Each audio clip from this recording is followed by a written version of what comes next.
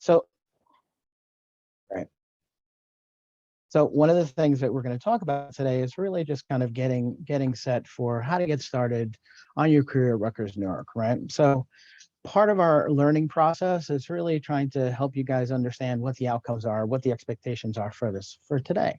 And so what we're going to talk about and hopefully what you're going to gain from this is learning how your career is all about the stories you're building. It's really not just about the end goal, but it's really not looking at just like my career is what I ultimately choose, but the path that you take. And then we'll help you to kind of understand what that means and understanding how the Career Development Center, how we can help you really kind of build your story and help you along that path to really gain what you're looking to achieve, right? And identify the career readiness tools and the resources that you have available on campus and that you should really be utilizing as you kind of progress through your academic career to really kind of help you to kind of develop your knowledge and understanding, your skills, your experience, all of those things that'll help you kind of craft your story and make you somebody who recruiters and whatever kind of opportunities you're looking for in the future, that'll be something that they're looking to acquire. So one of the things I'd like to ask you is just first question out of the gate would be, what comes to mind when you think of the word career? So just if you could put that in the chat, like when you're thinking about career, what do you consider? If you guys can put that in the chat. Okay, lifelong learning, great. Lifelong job. Okay, I see a lot of lifelongs. Job, right? Future income, professional jobs. Okay. Think of someone whose job stays for a long period of time. Great challenges. Road to abundance. Ooh, that's an interesting one. Successful future, financial freedom, consistent growth, something fulfilling, accomplishment. Very cool. Jobs, financial stability, long-term employment. A profession you take passion in. Okay, that one's unique. Great. So, from all of these, you can see some commonalities or some common threads. Oh, I'm sorry, professional and personal development. Ooh, that's another very, very unique one. Great. So you can see some common threads in all of these and really just kind of getting a sense of, we all think of career as kind of like a job, the end result. But you see like there's other options that are there that really are different, right? So some people are looking at it as something that to kind of develop their personal being, something to give back, something to contribute to the overall good of everyone involved. So it really, career is not just one thing for everyone. It really means different things to different people. And so with that thought in mind, that's why we all have unique stories that we kind of lead up to and build towards this career path that we're thinking about. So it's really just a question of kind of like incorporating that process and our experiences and our shared experiences and our goal to really kind of get to that end result, if you will. So with that in mind, so we think about career as kind of a progression, right? So again, here, as I was saying earlier, career is not just about what you're doing later in life or just thinking about like, well, achieving that goal, getting that corner office, getting that position that you're looking for. But really, it's a progress of all of the experiences, all of the different things that you can see from these windows here, right? Participating in classwork, volunteering, doing organizations, working within student organizations, doing classwork, all these kind of things that are really part of our engagement, everything that we do throughout our experiences, right? And all of these things that you're engaged in really help you to kind of develop skills and gain the information that kind of prepares you for your decision making, right? So you may have one thought about what your ultimate career is right now and what you're thinking about, like, okay, these are my interests, this is what I want to do. But as you go through the different steps and all the different experiences you have, things may change. Your ideas may change, your concepts may change, things that you were thinking about. It's like, well, I don't see that working out. Maybe this is better, or you engage with others. So all of those things are all very important in that process, in that path to really get you to that ultimate goal that you're thinking about. But it's always about the journey, not just about the end goal, but about the journey that you take. So again, your degree is only one part of the story, right? So no matter how much time that you really spend on campus, you want to make sure that you're maximizing the time you have. So you really want to engage in all of the different things that you have access to, right? So it needs to be something that's very kind of fulfilling and fleshed out. So it's not just a question of going to class, going home, but it's really kind of engaging all of those things, right? Because your degree, the academic credentials that you'll ultimately get is only one part of your overall story, right? All the other things that you do are going to be all incremental additions to that overall story that you're sharing, and will be a very strong kind of concept to be able to share with others, right? So degree is one part of it, and it's a question of how it fits into your career path, but it's not the overall path, and it's really just a concept to think about individually. So one of the things that we want to think about is, there's this slide that we have here with a couple of arrows to kind of give you a sense of kind of the concepts that, what a career path is, or what a career path could be, right?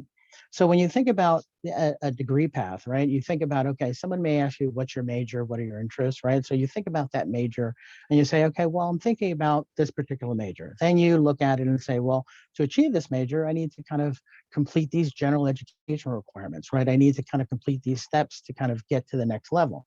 Then there are certain major requirements to get the major completed, right? So you complete all your general education requirements, your histories, your English, all those things. Then you get into your major requirements and those courses that you need specifically for your major, which ultimately leads you to your degree, right? So there's a very linear path here that each one of those steps are things that you need to do to get to the ultimate degree. When you think about, your career choices or the options that you're thinking about your career, you're exploring it and thinking, okay, well, what do I want to do? Right. So you kind of design these concepts based on, how you're progressing as you go along. So you think about, okay, what do you want to do? And then you want to do some research and kind of review ideas, and kind of maybe through your experiences, you get some ideas about some of the career options that you may want to explore. Right. And then from there, you learn about, okay, well, if I'm interested in these kind of career options, then how do I get into it? What are the skills that I need? What are the experiences that I need to have to really kind of progress in that field? And then you take the next step to really kind of get the experiences that build those skills, right? So it's all kind of basically a process to get you to that next level, which ultimately leads you to that career choice that you decided that the step is that you want to go into, right? So part of the concept and all of the experiences that you have would be, some of them could be classes, projects that you've done, research that you've done, there's student organizations that you're involved in. All of these things will help you to kind of gain that experience. Volunteering work that you've done, internships, jobs, any other experiential opportunities. And again, we always kind of use the word internships as like a catch-all, but it really can be any kind of experience, right? Volunteering, all of these things are important experiences that'll lead you and that'll provide you essential skills and experience that'll help you along your path.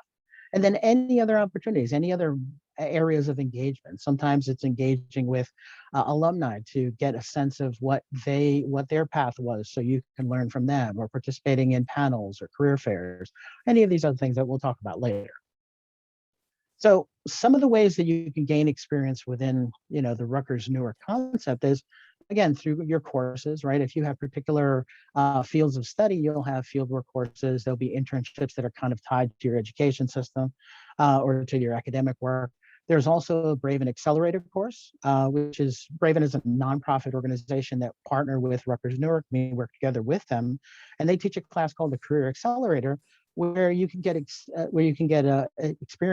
career experience, really kind of learning some aspects of career as part of the academic work. So you could get credit for it, right? It's usually they have a 1 credit and a 3 credit course, and you can go through there.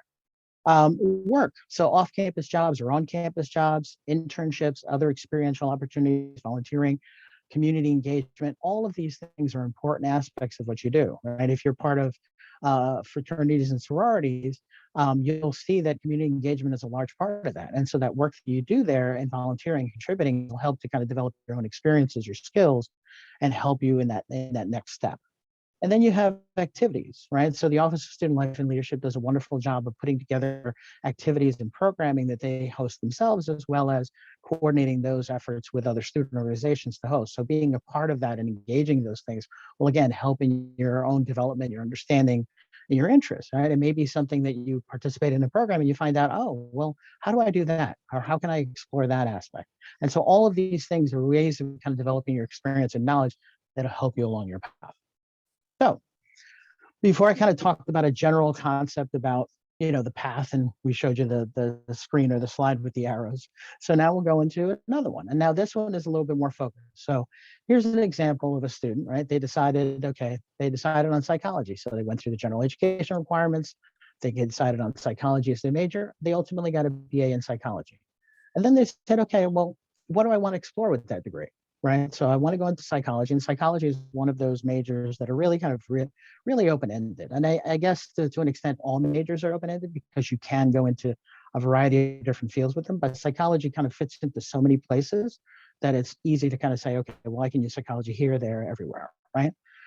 So what do you want to go into, right? And so you attend a workshop, and that gives you some ideas about things that you can explore with a psychology degree, areas that you can kind of get into. Then you attend the career fair, and then that career fair also kind of you're meeting with recruiters, you're meeting with individuals that are sharing kind of opportunities that they may have available for psychology majors. So you get a sense of options that are available to you.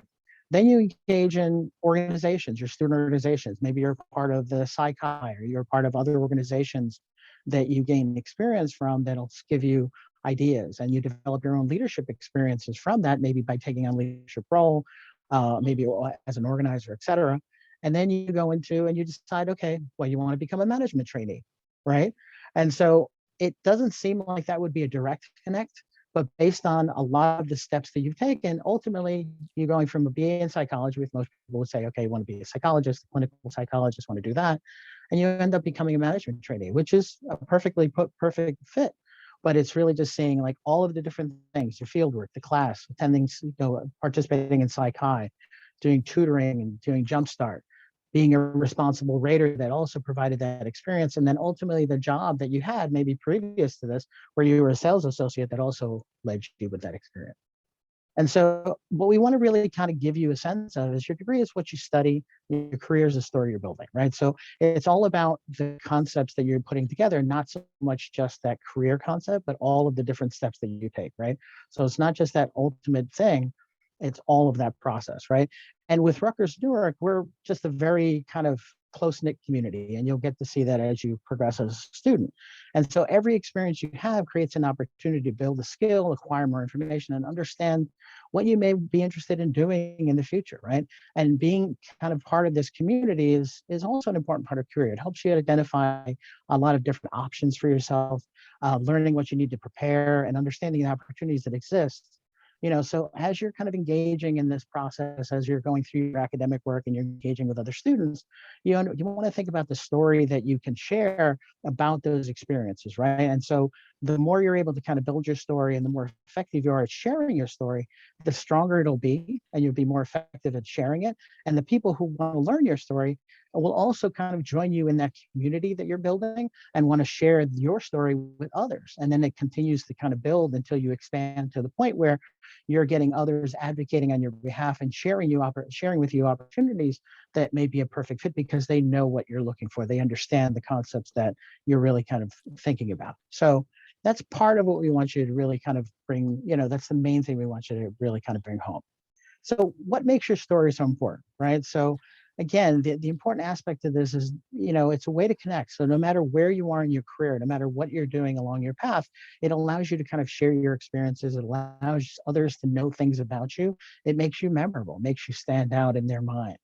And it allows you to kind of be able to kind of focus on things that you can share with others that'll kind of highlight accomplishments and goals and skills and all those kind of things that kind of motivate you and allow them to kind of provide that support for you. And again, allows people to really kind of share something about you and be able to kind of explore those concepts. So all of these things about the story and developing your story itself and all of the experiences are an essential part to it. And now hopefully my partner is online. Teresa? Hello, can you hear Teresa's me? there. Hi, Yes, hi. everybody. So Teresa's going to take over the next part of the slide. Thank you, Teresa, please. So I apologize for what happened in the beginning. I was having some minor technical issues, but here we are. So good morning. It's great to be meeting all of you. And just to kind of pick off from where Henry left off, the next question is, okay, so we've told you what story is about and what goes into a story. So what's your story? And one thing that everybody in this Zoom room has in common is we're all here at Rutgers-Newark. We all got here somehow.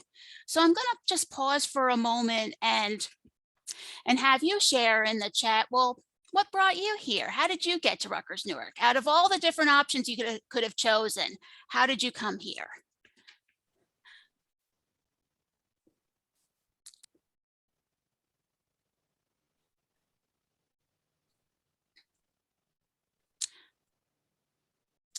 Okay, see some things come in. Oh, great EOF program, excellent. Affordability, great college and local, close to home. Run to the top program, nice. Science opportunities. Oh, almost very persuasive. Yes, we got a very strong alumni association. Affordable, great opportunities, social work program, great reputation, family, the transfer program. So what we're seeing here is that everybody has a slightly different answer, but certain common themes are coming up. And I think that it's those common things are not only what bring us together, but it gives us a common history and a common story to share. So as you build your own individual career path, you'll be finding those common threads with other people in different ways. Some people will have also gone to Rutgers-Newark. Some people will have also been in a similar degree program. The list goes on and on. But the other half of that is you're also going to be, you'll be molding your different stories for different people. You're still going to be the same person with the same credentials, but you're just going to be sharing different details with different people. But the whole point of this little exercise was to think about, well, who am I? What do I want to share with other people? And how can I use those things that I want to share as a means of starting and building those different relationships with people? Because when it comes to building a career, it's all going to be about building those different relationships with others.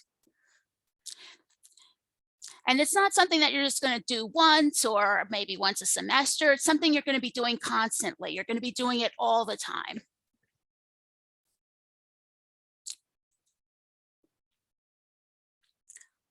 So now we've also thought about, well, how did we get here? Now the next question is, well, where do we want to go? And I've seen a lot of students come in and think, oh boy, I really got to think about what I'm going to do for the rest of my life. Well, that's not really the question we're asking here. What we're really asking is, what do we want the immediate next step to be? This can be within the next few months over the course of the semester. It could be, where do we want to be by next semester? It's about thinking about what's that immediate next step. And to get to that immediate next step is thinking about the little things that we do on a daily basis, like making a connection with a faculty member, or inquiring with a student organization you're interested in joining, or stopping by the Career Development Center meeting with the career coach. It's those little things that you do on a daily basis that accrue over time. And then as you keep moving forward, you'll get to that next step eventually. And it'll seem totally natural. It won't be as overwhelming as it might look like at first.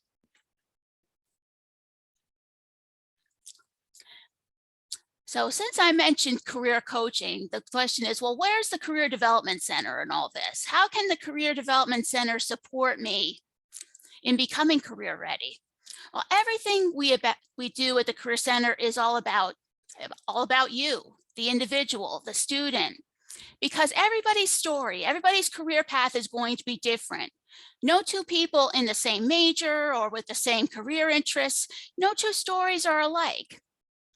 So our here is to help support you in terms of customizing your own individualized career path. Because ultimately, you're the one who decides where to go. We're the one that helps provide you with the tools that you will need in order to help get to that next step. So with our nifty little Venn diagram, what are these other three circles about? We're here to help you in terms of shaping your future plans. So while deciding what your future plan might be, that's one thing, but what are the tools that you need in order to get here? And what we have here on the top right-hand corner, these are some examples of the different events, workshops that we offer. You might say, okay, I want to get a volunteer position at this organization, but they're asking me for a resume. What do I do? This is something that we can support you with. Or you might be thinking, I'm interested in careers in the advertising field, but what opportunities are there? What sort of work do people do there? again, that's something else we assist with. And that kind of brings me into the next circle, different industries. What industries are is these are a group of people, employers who share a common cause. They're there for a common purpose. So if you're interested in advertising, which would kind of fall under arts, media, and entertainment, we have information on that particular industry. In fact, we have a whole structure on our website called career communities.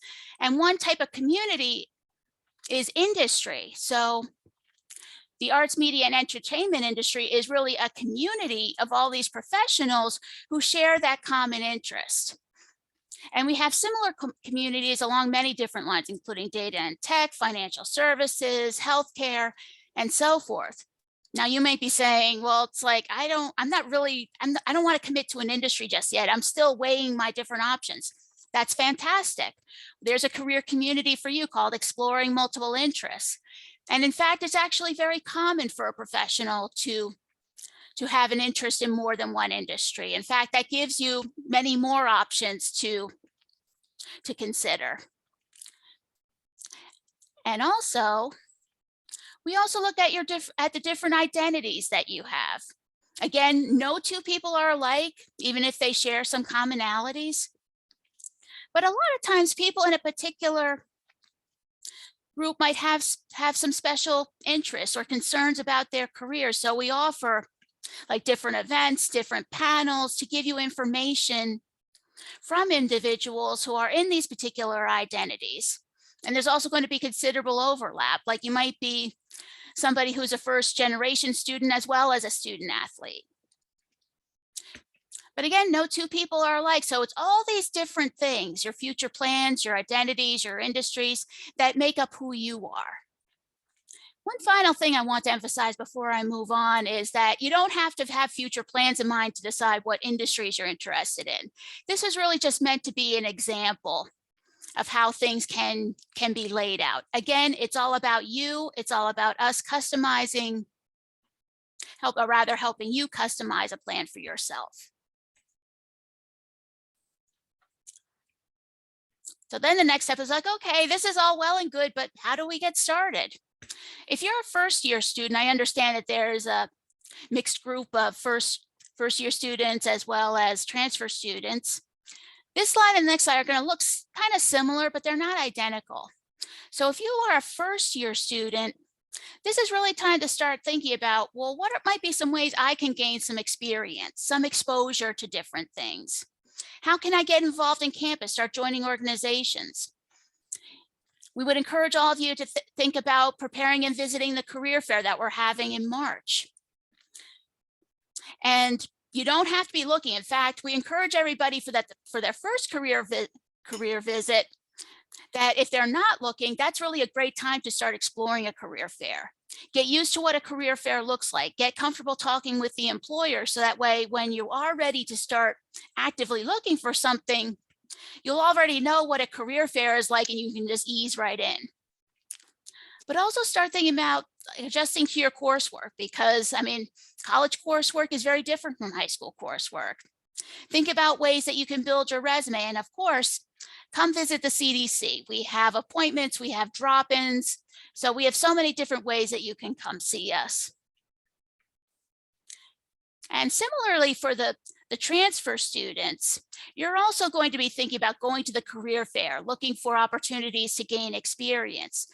Now, from the transfer students' perspective, they already have some college experience. So their time at Rutgers will probably be a little bit shorter than somebody who is a first-time college student. So transfer students will want to probably take action more readily and get involved faster. And here again, if you're a transfer student, we can support you with that process at the CDC. The big question is, all right, this all sounds great, but what do you need to get to the CDC? You only need to bring yourself. That's it, nothing else. I've had students come to us and say, it's like, well, I just came to the drop-in, or I scheduled this appointment because I want to know what this career development stuff is all about. That's fantastic. That means they've taken that first step and are thinking about their careers. But all too often, I've also had students say, it's like, oh, I didn't want to come in until I knew what I wanted to do. Or, oh, I didn't come in because I thought I needed to have my resume ready. No, no, no. All you need to do is bring yourself. That's it.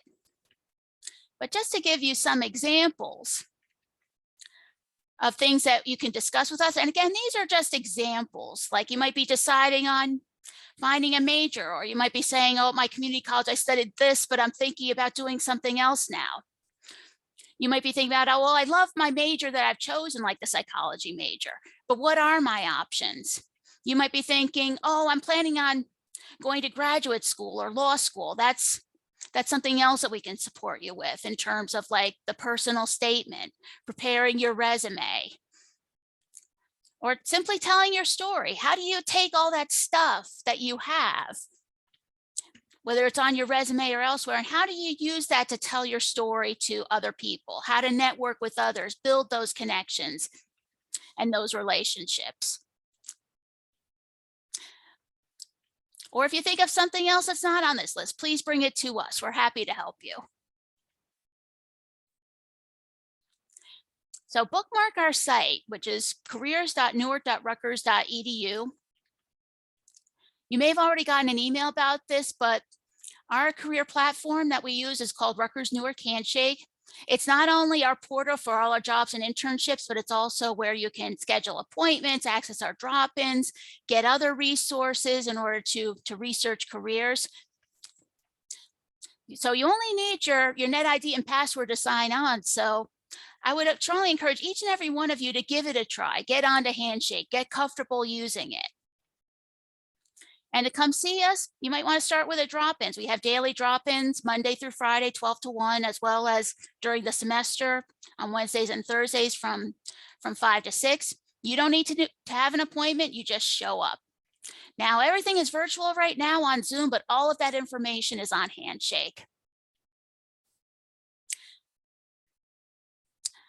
So I'm going to close with, here's how you connect with us. Again, please bookmark our homepage, careers.newark.rutgers.edu. If you just want to reach out, send an email, say hi. Our departmental inbox is careers@newark.rutgers.edu. And finally, if you're on Instagram, so are we. Our Instagram handle is CDC_RUN. So being the first to find out, well, when are the drop-in periods? When are the events? When do we have those great panels that we have during the year?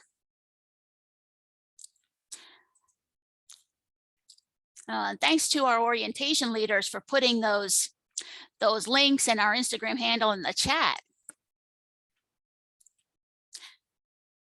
So that concludes our presentation, but I don't know how much time is left, Nick, but I think we could take a couple of questions. You guys have a ton of time for questions, by all means.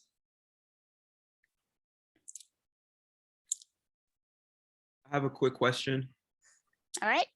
I received an email saying that in-person classes will be postponed until at least January 31st.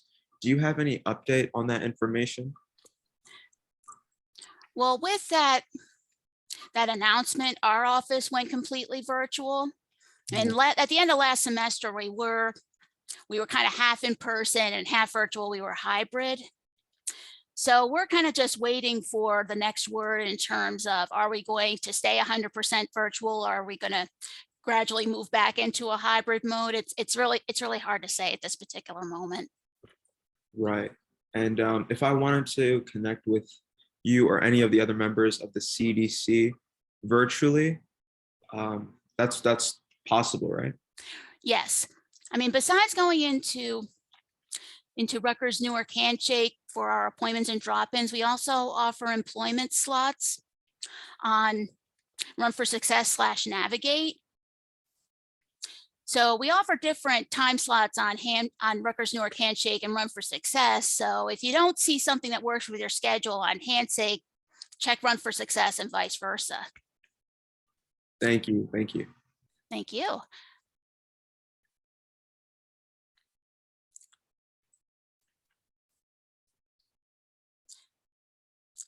So are there any other questions? I mean, if you think of a question later, please send us an email. We'll be happy to answer it. I actually have a question. Oh, yes.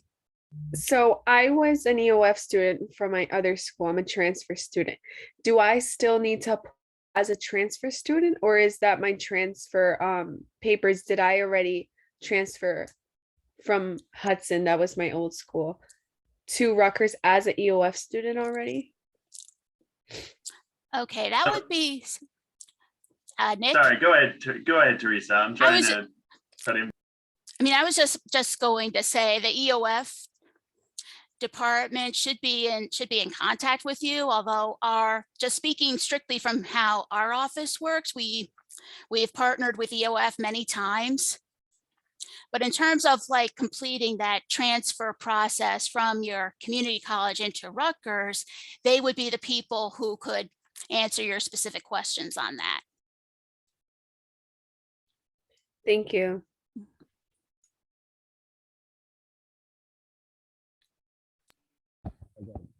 We got about 3 or 4 more minutes. So if you have any questions related to career development and how the CDC can help you, this is your chance to get them in. So we've got time for maybe 1 or 2 more questions.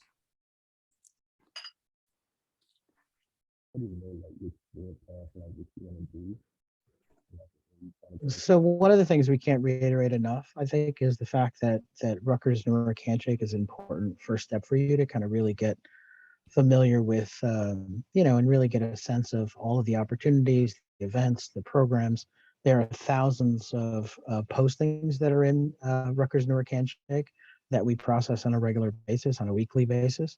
And so there's a lot of opportunities to kind of search, not just if you're interested right now in looking for something, for an opportunity, whether it's an internship or job, but if you're really looking to kind of get a sense of career options or kind of developing an understanding or doing some research, you can certainly do that within the job section. But there's also, as Teresa mentioned before, really a strong research component where we have a number of different resources that'll help you to research, what can I do with a major in this? What can I do with a major in that? Or exploring career options and getting a sense of maybe a pathway that other alumni or other individuals like yourselves that were in the same situation you're currently in now, where you're considering what your options could be, what choices they made and what maybe helped them in their decision-making process. So, reaching out to them using kind of a Student Alumni Career Connect, which is a very good research tool or resource tool to connect with real individuals who have gone through the same questions you're going through now and have come out the other end with, career options and making different choices and changing their minds and concepts, right? So it's not always a straight linear path, and you'll be able to see through these resources that, there's a lot of zigzagging, a lot of options that people make, a lot of changes in what their initial plan was. And so that's all good. And that's all the unique individual stories that they had. And so it just gives you an opportunity to explore what they did. So it helps you to kind of formulate your own idea. So really the best first step would be to go into handshake. Sorry, go ahead, Teresa. Okay, there's a couple of questions in the chat. The first one is there a specific date for the Spring Career Fair? The answer is yes. Our Spring Career Fair is going to be held on Wednesday, March the 30th. So keep your eyes open for more information about that. We were hoping for an in-person career fair this spring. It will most likely be virtual like the fall career fair was, but all of the career fair information is on handshake. So, I mean, I don't believe that it's made live to students just yet, but mark that on your calendars, March 30th for the Spring Career Fair. And the second question that is on here, if you already know your career path and area trying to go into, does that help? Well, I'll put it to you this way. It's a starting point. So the next step from that would be to say, okay, so what is the career path? How do we get there? So it's not necessarily a question of you have to know a career path before you come in. It's a question of saying, okay, where are you now? And what needs to happen in order for you to get to that next step, whatever that may be. Everybody is going to be in a different spot when they come in here. But this is not really about competing with others, competing with your classmates, like, oh, this other person knows what they want already, so therefore I should. No, it's really about figuring out where you are and where you want to be next. So for the record, I was that student who never visited her career center as an undergraduate and then woke up about 2 weeks after graduation saying, oh no, I don't have classes next semester. I actually need to figure out a job. And although it's like everything did work out eventually, it probably would have been much better if it's like, okay, it's like I have some options. Now it's just a question of deciding what will that next option be. All right, I think we're about at time here.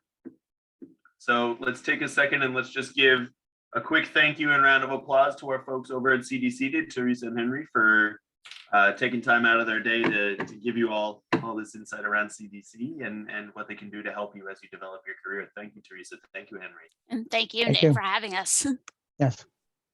Hey, so we're gonna do the same sort of thing we did last week. We're gonna do the Teresa to Teresa transition. Mhm. And we're gonna hand it off to HPD, who should be here. Teresa, Now, let me where'd you stop go? sharing this. So There you are. Hello, everyone. Good morning. Happy SOAR Day. Welcome to all of our new students. And yes, we're going from one Teresa to the next. We happen to be the two Teresas in student affairs. So not everyone's named Teresa, but we're back to back today. So yeah, no, it's great. The CDC, I can't stress enough. And, we talk about well-being in a very holistic sense. And career well-being is one of the dimensions that we think are so important. And it's something that you can develop whether you're a transfer student and you're getting ready to graduate, or if you have a couple more years, if you're changing your major, definitely access it. Think about how are you building your skills in order to make you viable for the upcoming market that will, when you graduate, you'll be looking for your career move or maybe even graduate school. So we'll be talking about that here today. And I will say that on the 24th, Monday, the 24th, there will be an on-campus resource and job day where we're going to all be talking about what jobs are available on campus. We're Health Promotion Division. We happen to have a couple of those posted. So we're going to be co-sponsoring with CDC as well as many of our other departments at Student Affairs talking about that. So even in January, we'll have some of the previews before the career fair. So hello, everyone. My name is Teresa Tantai-Wilson, and I'm the Director of Health Promotion Division, and my pronouns are she, her, hers. And I'll pass it over to my team. So Aaliyah, if you can say hello. Hi, good morning, everyone. My name is Aaliyah Barnes. I'm the Program Coordinator for Health Promotion Division, and my pronouns are she, her, and hers. I'm going to pass it on to Michael. Hello, everyone. My name is Michael, pronouns she, him, his, and I'm student director, co-director for SHA, and I'll pass it over to Celestine. Rafia, sorry. Okay. Hi, my name is Rafia Rahman. My pronouns are she, her, hers. I'm the student co-director for SHA, and I'll pass it back to Teresa at this time.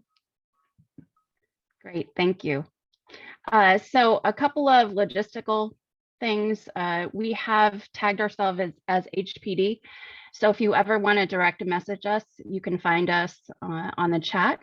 You can also please feel free to interrupt us at any point, whether you feel more comfortable raising your hand or being able to just unmute yourself or share things in the chat if you ever have any questions. Our team members will be on the chat. I will also be sharing my email at the end of the presentation in case you have any particular questions that are specific to your circumstance. So I can help you through navigating some of the systems that we'll be discussing here today. And we will also be sharing a live PDF. So that will help with all the live links that we're talking about here today. There's going to be a lot of information dropped in the chat. So if you are missing any information, please feel free to be able to grab that link, and we'll share it later in the chat as well as a QR code. And that way you'll have all of the information from this presentation. So we are a Health Promotion Division. We're a department on campus that is by students for students. Really at the center of what we do is from a student perspective. And we'll talk a little bit about what we do in a bit. So we're going to start off with community guidelines to establish a safe and open environment for everyone. So the first one is to keep an open mind. We will have some different perspectives about various topics during this meeting, but please keep in mind that others have valid opinions. The second one is to communicate with courtesy and respect. Again, different perspectives, but be respectful. Understand that they're coming from their own viewpoints, and that goes on to the next one. All questions are valid. There is no such thing as a stupid question. Please, if you have a question, no matter how minor you think it is in what we're talking about, drop it in the chat, unmute yourself, raise your hand, let us know, and we will answer as best as we can. Thank you. So if you agree with these, please drop it in the chat or put up an emoji. If you think that we should add any other community guidelines, feel free to offer what you think it should be. Great. And this is just to create an environment. This is your presentation. We want you to get the information that is pertinent to you. So we're creating that space for you to be able to ask all questions at any point, and to be able to share your thoughts and opinions and concerns. So if there's anything that you are wondering about, please feel free to go ahead and let us know. All right. I don't know, we got a group here today. I didn't see any emojis being thrown up, but maybe we'll get you going in a little bit. We are an interactive presentation, so we do ask for your thoughts and where your mind is at times. So as you can see here, we are wellness, and Health Promotion Division is only one of the resources here at Rutgers-Newark. And we are all under the umbrella of our Student Affairs division. And as you can see, these are partners in providing wellness and health related support throughout your journey here at Rutgers-Newark. And our goal is to get you to be thriving by the time you leave here and even before. And so these are the ways that at any point you can access and just improve your well-being overall. So we have our Counseling Center and Alcohol and Other Drug Assistance Program, ADAP. And so Counseling Center CC, ADAP is Alcohol and Other Drug Assistance Program. You're going to notice that we have a lot of acronyms here at Rutgers-Newark. I don't think we're alone in that, but you will get a chance to become familiar with the different acronyms. We actually will be having a scavenger hunt in the beginning of the semester during Winter Week or Winterfest week. And we're going to be talking about all of these different acronyms, and it's a fun thing. You get RU swag as well as, gift cards. You can win a $100 gift card. So it's a free event to all of our new students. So feel free, it's completely virtual, lots of fun. So feel free to join us and we'll share the information about that. With our Counseling Center and Alcohol and Other Drug Assistance Program, the services are completely 100% confidential and it is free. So just to point out that if you're a part-time student, if you waive the insurance, you can still see any therapist, you can attend groups. All you would have to do is get in contact with our counseling center. We also have recovery housing and we have a recovery community here at Rutgers-Newark. So we want to support all of our students that are choosing to live a life of sobriety. So if you want to become, a peer advocate, you can with that program as well.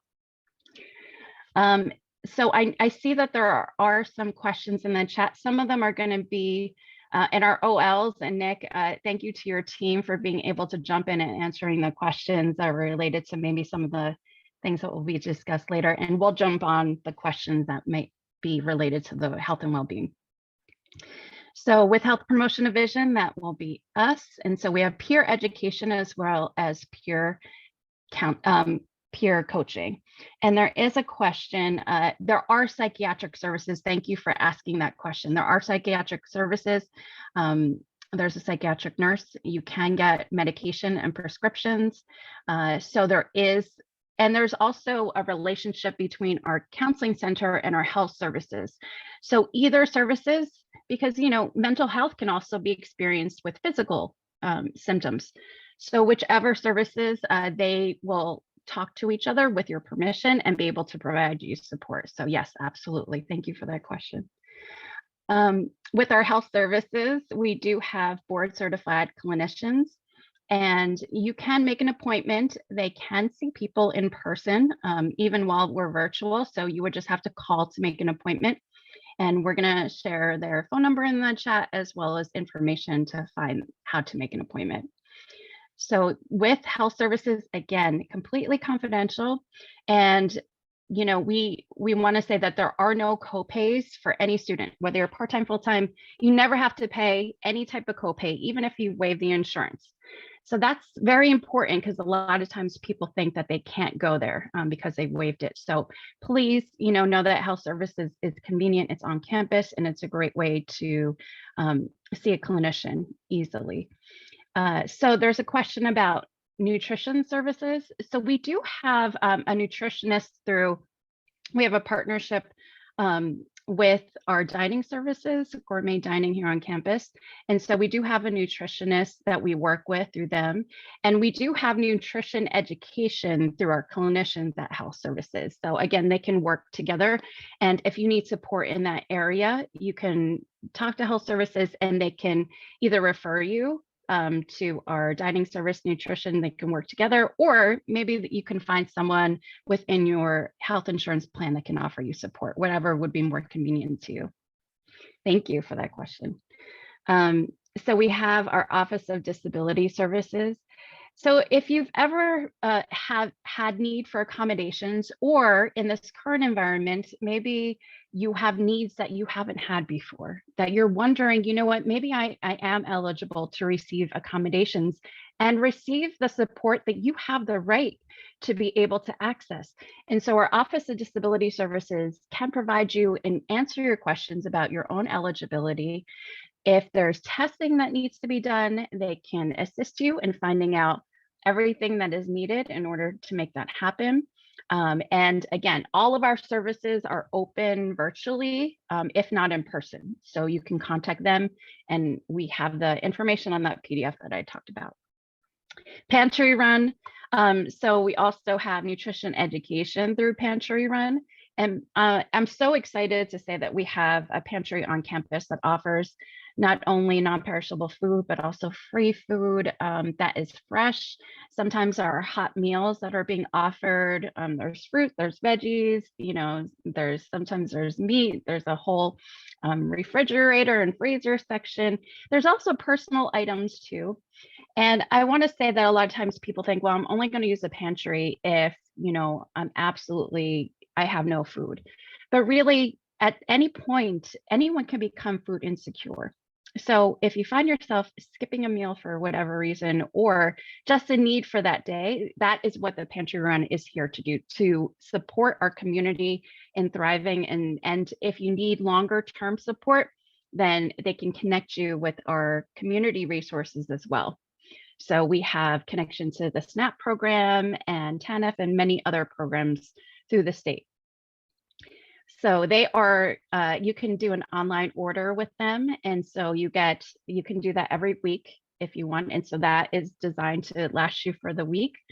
Again, it's something that you can count on as a free resource.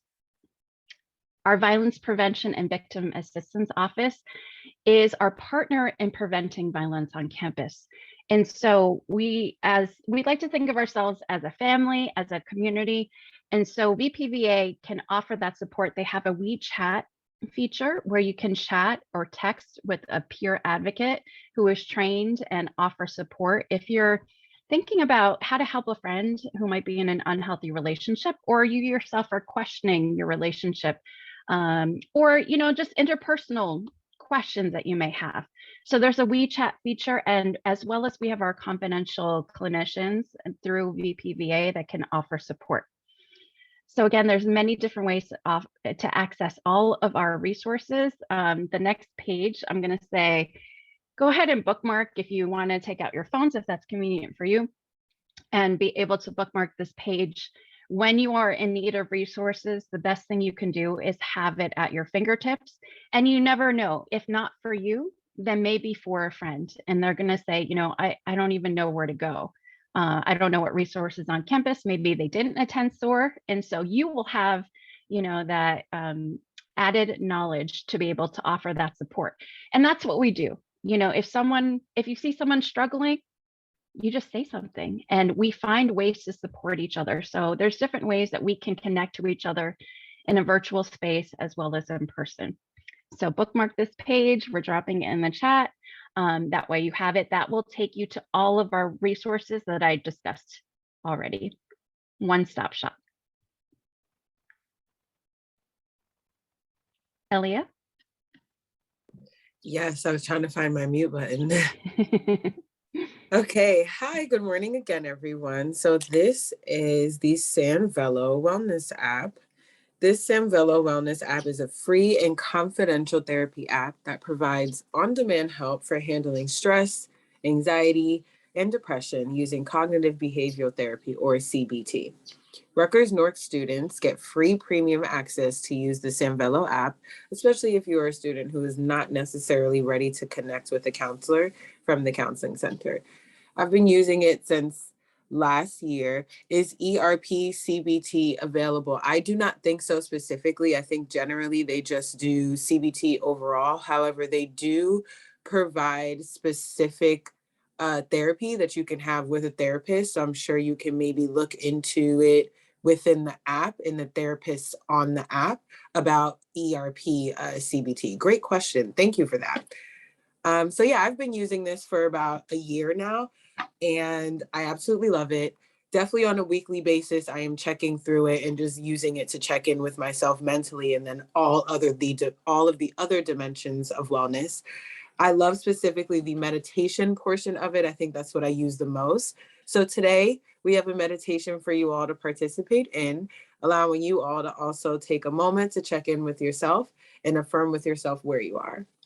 So let's take a moment, get comfortable if you aren't already. However you choose to position yourself is definitely encouraged. You can close your eyes, keep them open. I usually do a mix of the two. We just ask that you focus on relaxing your muscles, like your jaws, hands, fingers, toes, and focus on your breath while we all take this moment to ground ourselves.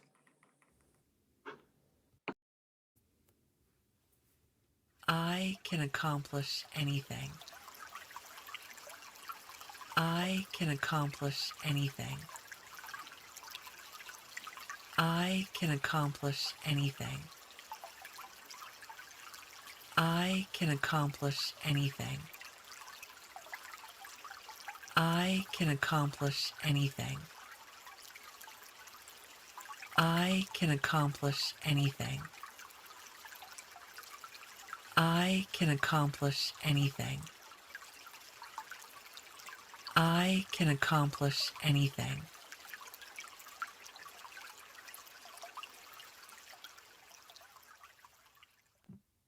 Wonderful. So there, as you can see, is a little bit of a preview of some of the other meditations offered in the Sanvello Wellness app.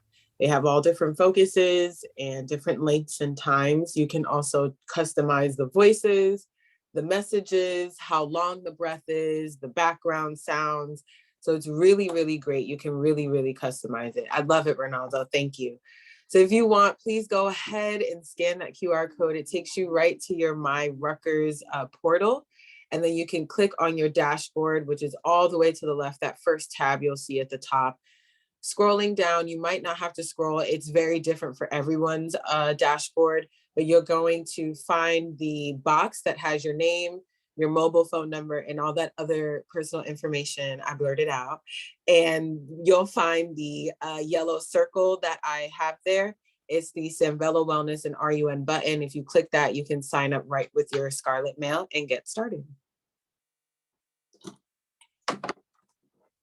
Okay, so today we have a real treat for you all. We are going to have Unity Theater come to perform for us. Unity Theater is one of 2 teams in HBD. In Unity Theater, we learn to use theater as a tool to talk about a variety of social injustice and health and wellness issues. Today, we have our Unity member, Alex, with us. They're going to share with us where they are upon entering RUN this spring semester. If anything resonates with you, please react with an emoji. You can drop anything in the chat, and we're going to share some stuff afterwards. So if you are willing to share and unmute, you can totally. We're going to pin Alex as well so that they can be on a speaker view. We ask that if you can switch your gallery view to active speaker, and you'll be able to see Alex.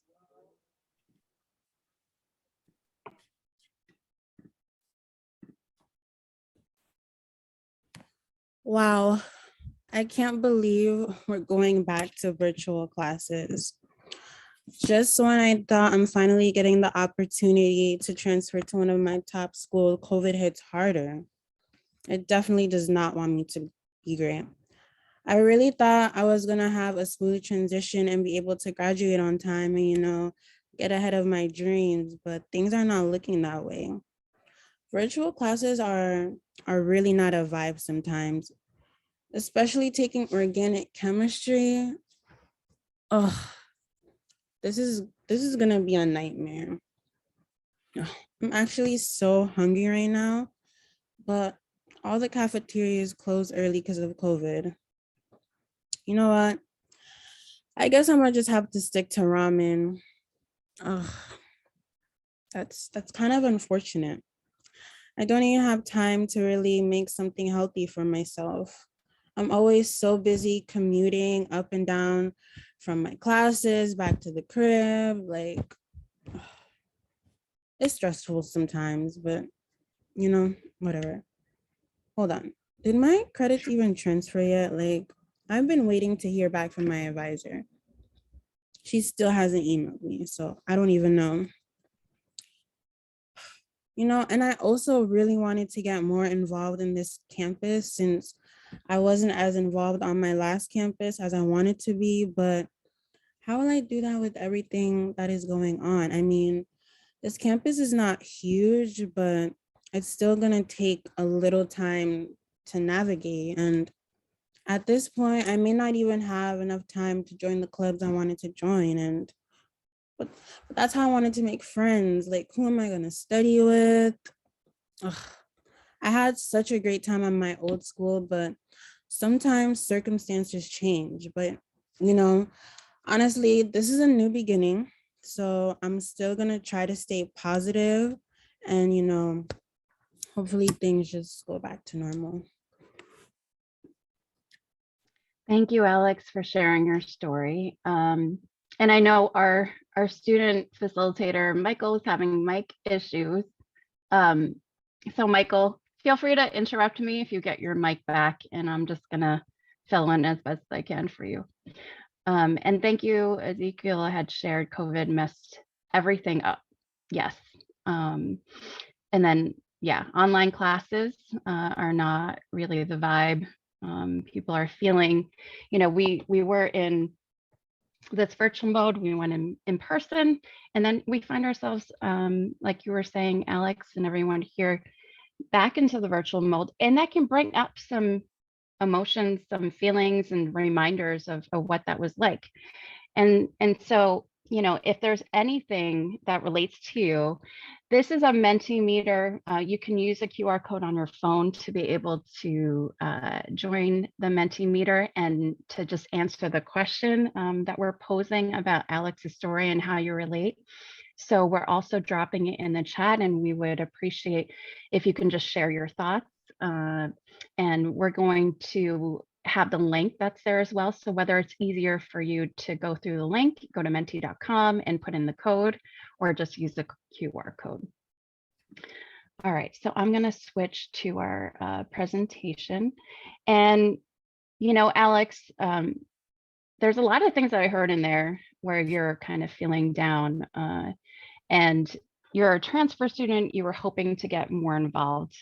So what are your passions, and what were you looking to do? Anything that you had in mind that you wanted to engage with that maybe you're afraid that you can't because of time?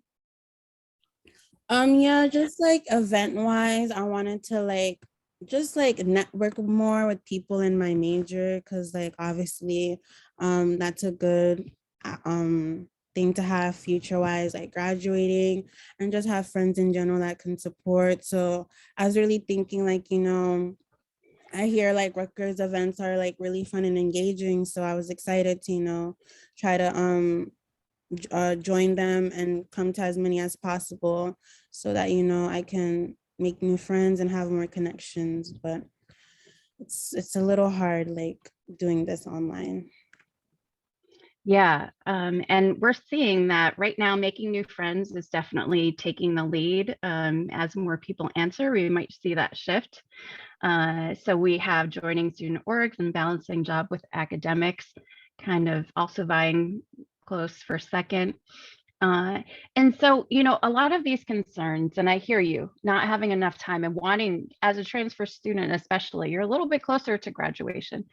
So to come here and to be able to focus on the academics, well, we're here to tell you that social well-being is part of that support system that can help you when you're functioning in order to be able to graduate.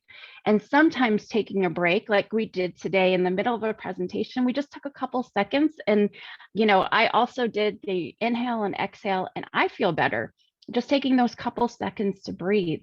And so breaks can actually offer that boost in well-being. So it's something to consider, Alex, when you're feeling that you need to just focus on academics. But there are things people are saying now. Balancing job with academics is taking the lead, because a lot of people might not only just have one job, maybe two, maybe three.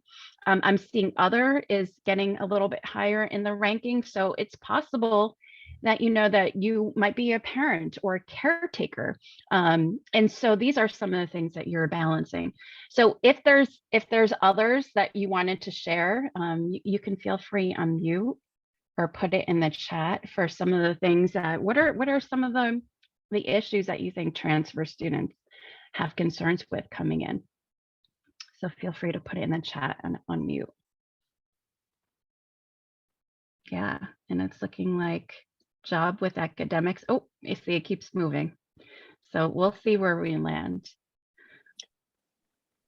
For me, I'm a transfer student as well, coming from Hudson. For me, I'm finding it difficult to get proper direction. It's like so many links and so many emails and so many contacts, whereas if I was on campus, I would be able to go to the Career Center or to my direct advisor, and I find myself becoming inundated with so many things coming in my email, when I know that if I was on campus, I can have a direct face-to-face conversation and they can just direct me to where I need to go. In addition, I am balancing working a job where I'm also getting multiple emails and links being sent to me. And then my daughter is also virtual. So for me, I'm trying to stay optimistic and not become overwhelmed or inundated. But it is very difficult in this time. Because I definitely was looking forward to the overall college experience with Rutgers, only because the last 2 years with my previous institution has been chaotic because of COVID. Wow. Thank you so much for sharing that. And if you can see in the chat, a lot of people are saying that they completely agree with you.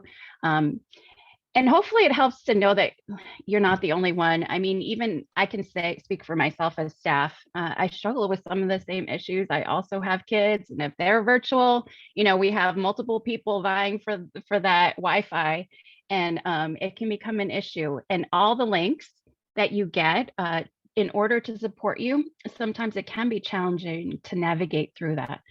So, that's why I really really suggest for everyone to find that social support, find a place of connection. You know, one person, it could be a peer in any of our student affairs groups that we're offering. We all have peers, another student that you can talk to, and they can just answer your questions. So that is sort of the virtual version of going to the in-person directly to speak with someone. So find a student within that department, talk with them, and just, you know, unleash all of your questions. I think it will be helpful in not only making, you know, helping to navigate the system, but also building that social connection and feeling not so isolated, because that can be overwhelming as well. So thank you so much for sharing that. And so many people are saying that they agree in the chat. And so thank you also for sharing that, preferring in-person classes as well. And being able to function in that space where, you know, in person, maybe you're able to learn better. It's not for everyone. And some people actually prefer the virtual classes, but again, some people are just missing those in person. So thinking about, you know, what are the ways that you can boost your well-being in multiple dimensions in order to help support your functioning on a day-to-day basis. So there are virtual tutoring, there are virtual, you know, sessions that you can attend that can help. And again, you know, I would say to prioritize that social connection. So go to an event. We have so many different events that we're offering during Winterfest. Go to an event, you can meet people there, you can connect with people, and that's gonna be your social support that can help you get through and navigate through the system. And so, Alex, it seems like a lot of people are agreeing with you that the past couple of years, they were not able to get in as involved. We're looking forward to that opportunity. And I'm here to say you can get involved. So even with Health Promotion Division, we're offering, you know, peer education positions where you can get paid a stipend for being a peer educator. We do virtual events as well as hybrid events. We have jobs. And this is across student affairs. So you can find different ways that you can connect. We have our student organizations that are virtual. So there are different ways that you can still participate and join student orgs and join departments depending on your passion. So don't feel like that's going to completely stop. We are going 100%. We still have our community, you know, available. Yes, and you know, when you're in person, your stress levels can be lower because there's not so many different ways to say, okay, which link am I going to? Even trying to find the link for a particular class can be challenging. Just know that you're not the only one going through it, and reach out to all of us. And so also saying that when you're in a space where everyone is working and learning together, you feel more involved in the class and you feel like you want to engage more and you get more out of the class as opposed to online learning, which is very true, right? Where you're in a familiar space, that can cause a lot of distraction, lessons, and experience, and even makes your stress levels skyrocket. Yes, so, you know, again, I'm sure a lot of people agree with you. So that's why we're really stressing these resources and being able to know that we're here for you and we're going through it too. And, you know, take some time to be able to attend an event. You'll be surprised on how much that can relieve your stress already. And just knowing that there are other students with you going through the same thing can be very, very helpful. So thank you all for sharing your thoughts. We're going to be moving on and talking a little bit more. So we're just going to take Alex out of character. So hi everyone. My name is actually not Alex. It's Celestine, and I'm the Unity co-director for HPD. So yeah, thank you all for listening. Thank you, Celestine. All right, Michael's back with his mic, so go for it, Michael. Sorry about that. Zoom issues. So now we see here, when you see someone mentioned 10 dimensions of wellness here at Rutgers-Newark, what would you think about? What will come into your mind? Anybody want to share in the chat? Or unmute themselves and share? Let's see. Michael, you're a little muffled. I don't know if you're a little too close to the mic. How about now? Can you hear me? Yes, it's just a little muffled. It's not the volume, but just to repeat, out of these dimensions that you see here today, are there any that you're less familiar about or you haven't really thought about in terms of well-being or in terms of how it might affect your well-being? Which is the one that you least know about? You can feel free to share it or unmute. How about now? Can you hear me? Yes, great. Thank you, Michael. Okay. All right. So let me see in the chat. Is there any responses? Okay. Well, okay, we're gonna start with a couple of them right here. Okay, someone Oh. said digital. Okay, Mhm. with everything being online now, with COVID and everything being virtual for most people's jobs, schooling, digital wellness is just making sure you're well equipped and always well prepared for any kind of like today's Zoom issues. Just having the information and knowing you could always reach out for help on campus if you also need computers for your classwork, homework, and such. Anybody else want to suggest anything else? I was just gonna say, don't struggle with tech issues. Rutgers is here to support. If you're struggling, you don't have access to good Wi-Fi, please reach out. There's gonna be tech support, and where you can, borrow a computer or, get information about reduced fees for Wi-Fi. So please don't struggle. Please reach out. There's many different ways you can reach out. Oh, and some people put spiritual and physical as well, Michael. Yes. So here at Rutgers-Newark, when we talk about spiritual, it's really crucial to always think about ourselves and always being able to impact our sense of morality and living while also developing our purpose of coming to college. A lot of people strive to come to college to maybe be the first in their family to graduate. And here at Rutgers-Newark, we're always willing to help guide everyone in their endeavor and not just let students be on their own selves. Physical here would say physical Rutgers-Newark has a lot of opportunities for students to be able to get physically well, get in tune with their physical body and making sure they're staying fit and healthy. So we also have the Golden Dome, which is open currently from 7 a.m. to 7 p.m. You do not need reservations, so you just make sure you have your mask on, make sure you're vaccinated, and show up with your ID. Are there any more suggestions here? Okay. Well, one more thing that I think we could go over can be, financial wellness, just being able to manage our finances and always making sure to reach out to financial aid with any problems if you have any. I'll pass it back over to Teresa. Thank you so much, Michael. And speaking of financial well-being, Rafia, if you could talk about the university health plans. Yes. Okay. So every semester, Rutgers requires all full-time and international students to waive or enroll in the student health insurance plan before the deadline. So this semester, it's February 17, 2022. If you do not waive the insurance, if you have insurance already, you will be required to pay a premium that is already on your term bill, and it's non-refundable. So even if you do waive it later, they won't refund you the money that you spent. So if you have insurance, go to the universityhealthplans.com immediately and waive your insurance, waive the student insurance. If you would like to enroll in it, you can at the universityhealthplans.com. It comes with optional add-ons like vision, dental, family plans. Part-time students are not enrolled into it automatically, but you can opt into it if you would like. Are the links in the chat? No. Elia, you're going to share the links. Yeah, any questions about this? This is something that you would have to do every semester. If you are already covered, you can waive it. Otherwise, the fee is already added, like Rafia said. Any questions about this? I'm having a difficult time locating where to waive the insurance.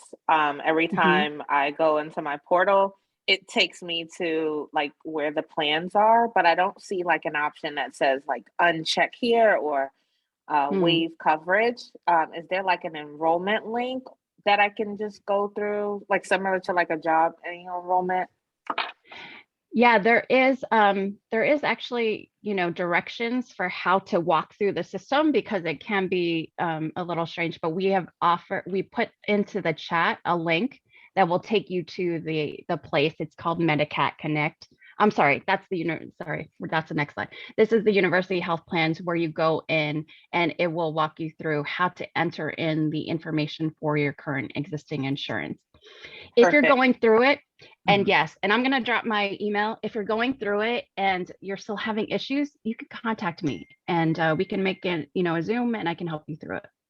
So no Thank you so worries. much. Of course. Okay, so COVID vaccines. I believe most of us have received the original 2 vaccines or single if you got J&J. But at this time, Rutgers is requiring all students who are eligible for the booster shot to receive it. If you plan to reside on campus, you need to have it in by January 15th, so this Saturday. And for all other students who are eligible for the booster at this time, you need to have it in by January 31st. I have a question. So Yes. I like as we speak, I have COVID right now.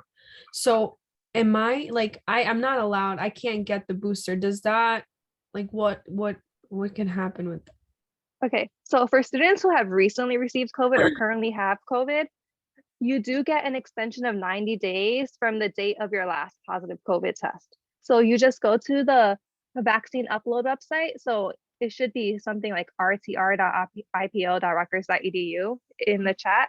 And you go there and you apply for an extension and you upload your positive COVID test results, and they will give you an additional 90 days to get the booster shot. Okay. And we hope that you feel better. Again, Yes. you're not alone, but yes, please feel better. Thank you. What's just so scary is that you don't even know like when you're positive or not. I had no symptoms at all. Mhm. And Yes. I just always get tested and then I come out positive and I'm like, how? Thank you. I didn't even feel anything. So that's how it's scary, this whole COVID thing, that if you're vaccinated or not, everyone can get COVID. Yeah, that Yes. on the horizon, what we're looking on the positive side is that this variant is, especially if you're vaccinated and boosted, there's significantly less in terms of severe symptoms. So that's what we're looking at, but it is pretty transmissible. So you're absolutely right. You could be asymptomatic and not know that you're positive. So thank you so much for testing, because you are doing your job to be able to protect not only you, but everyone around you. And that's the kind of community that we belong to here at Rutgers-Newark, is that, we think about it and we care about each other. So we do what we can do to help stop I the have spread. So a thank you. question.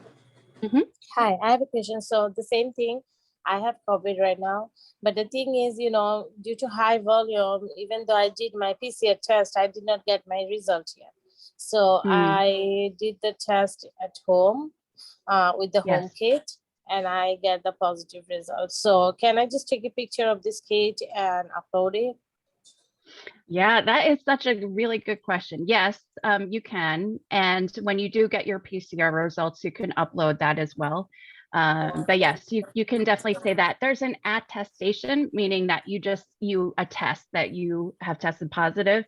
And as you get your results, you can upload into the system. So you say, you can upload the picture, you can say when you tested positive through the antigen test, and you'll be able to get that 90-day extension. So it's next to the vaccination part, right? In my portal? Okay. Yeah. Okay. Teresa, I was having a quick question. Yes. Oh, There's I just had a quick question. Yeah, I just had a quick question. I was trying to upload my vaccination card, and I kept bumping into a wall. Pretty much I guess, complete vaccinations they're requesting. I am 32 and I have the slightest idea, like, where I can get all of my dates of those previous vaccinations, like the one that they're requesting. So is there any way to just upload your COVID-19 vaccination card, or do you have to go through the entire process? Because every time I go through it, I keep having a difficult time. There is a place where you can just upload the COVID-19, but let's say you don't have your records and this happens. So, the records are somewhere and you're not quite sure they're across different doctors. You can get something called a titer over at health services, where they will test your blood for immunity, and that will help to fulfill your immune and vaccination requirement as well. So I did drop my email in the chat, so please feel free to email me, and Yes. we can work through this, no problem. Perfect. Thank you. Yes. Yes. Okay. Thank you. And then, so Matthew had shared having the same problem, and there's a tab near the top of the page that says upload. So if you look for the upload button, you can upload information there as well. Okay. All really great questions. So thank you all. This is, again, a live PDF with all the links that we talked about here today, as well as all of our Instagrams. So if you're on social media, you can follow. Again, it depends on what you're very passionate about. But as you can see, there's different ways that you can engage, and thinking about, how do I build up my leadership skills? You can still do that in a virtual way. So my students, when we were virtual, we presented virtually at a national conference, and we actually won a national award. And so how great does that look on your resume to be part of a peer education group? You've presented at a national conference, whether it's virtual or in person. And I will say, when we're in person, we got to go to fun places like Orlando and Baltimore. So there's different ways that you can definitely get involved. So don't feel like things have to stop.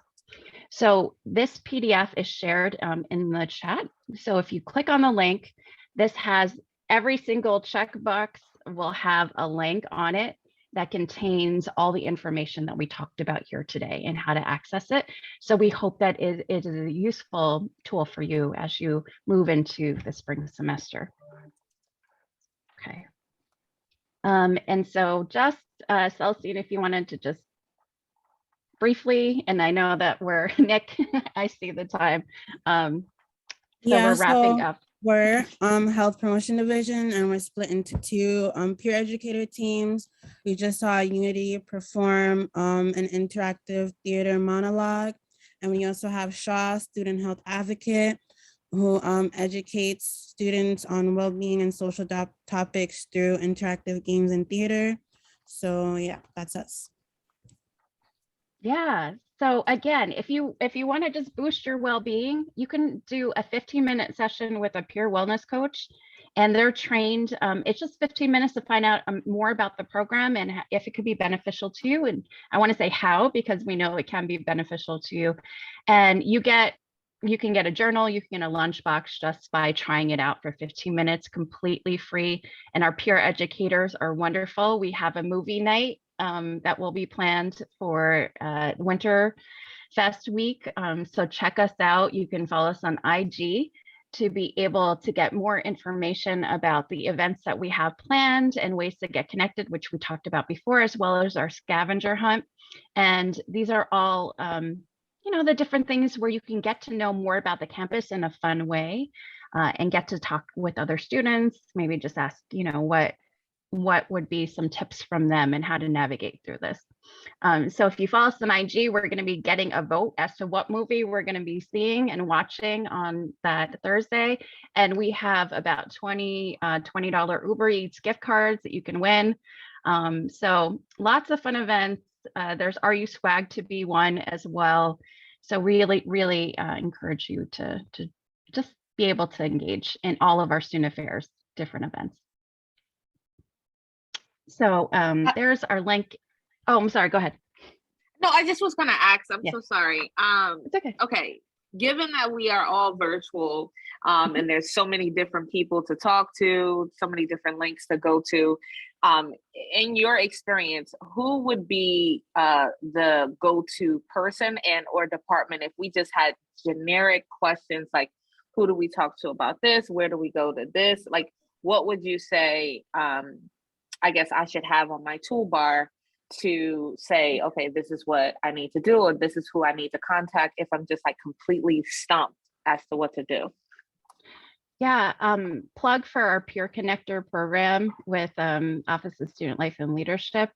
They kind of offer a general overview and connect you with another student that can help you walk through the process.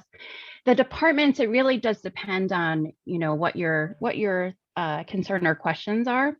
And so, if it's health related, you can come to us, Health Promotion Division, and honestly, our students as well can help you walk through and navigate the system.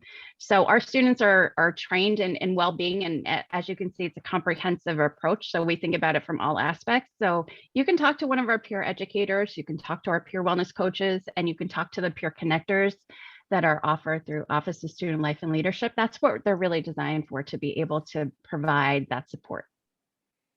Perfect. Thank you so much. No problem. Hello, excuse me. Yes.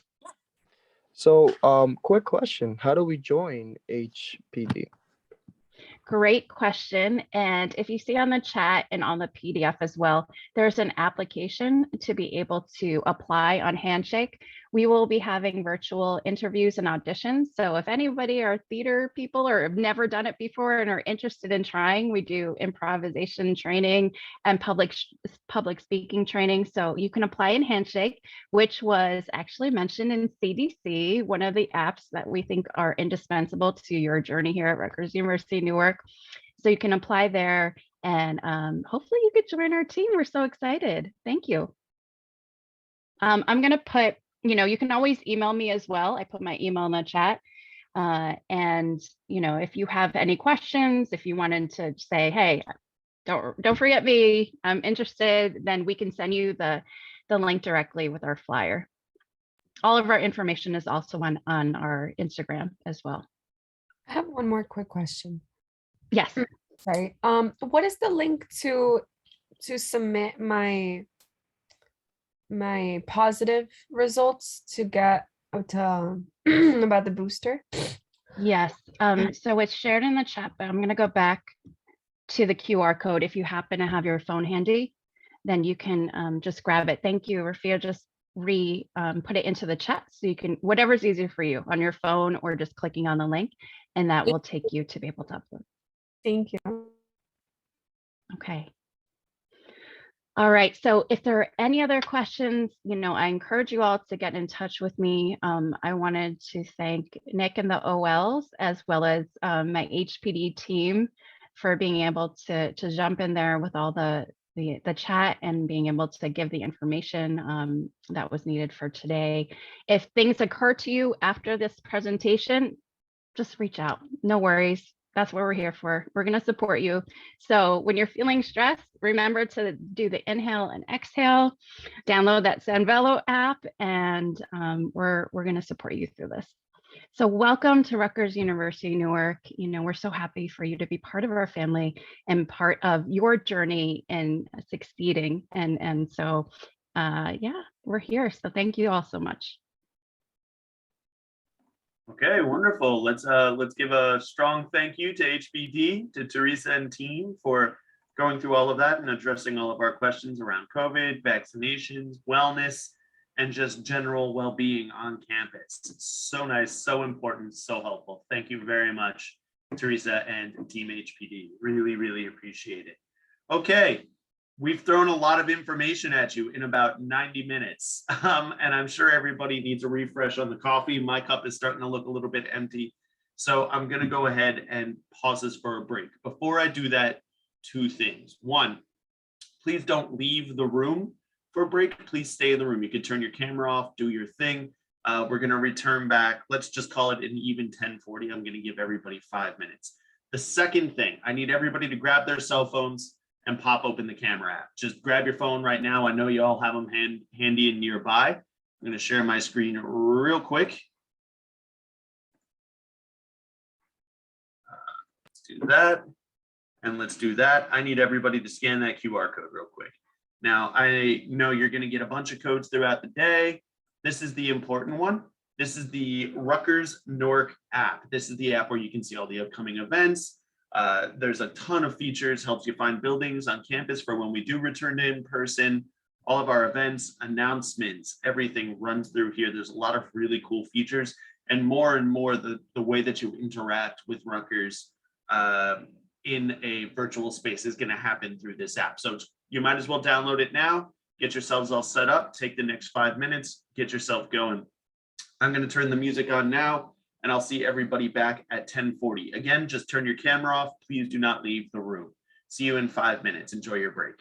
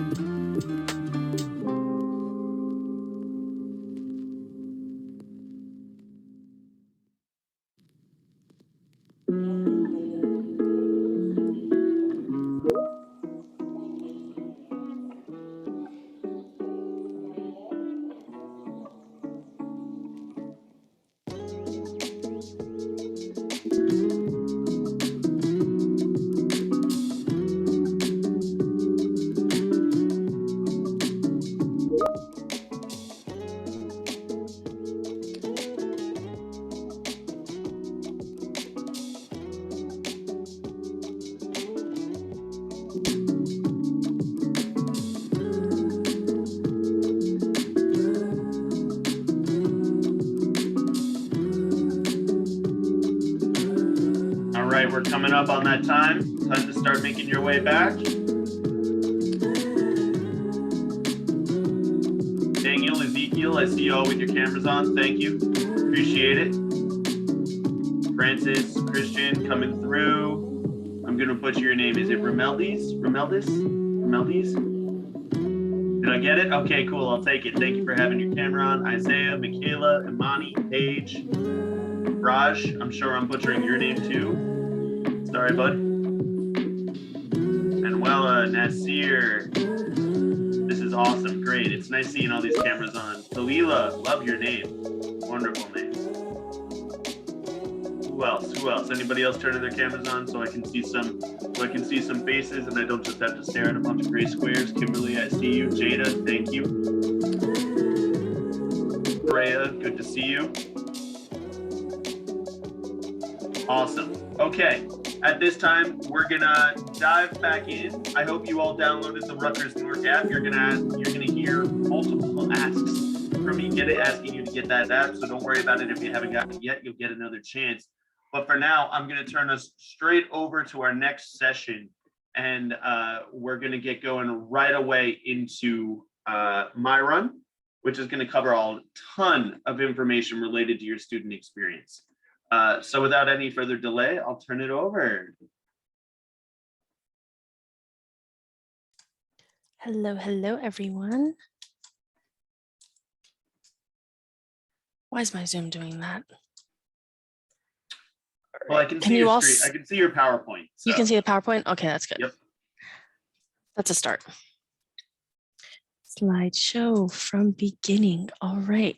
You can see just the one slide, right? I see what looks like your actual PowerPoint setup. It doesn't look like it's in presenter mode. Let's stop sharing. Why are you doing this to me? Display setting.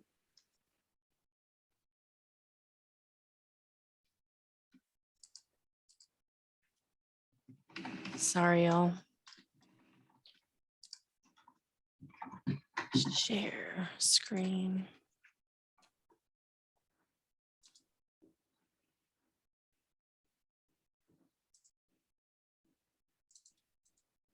How about now?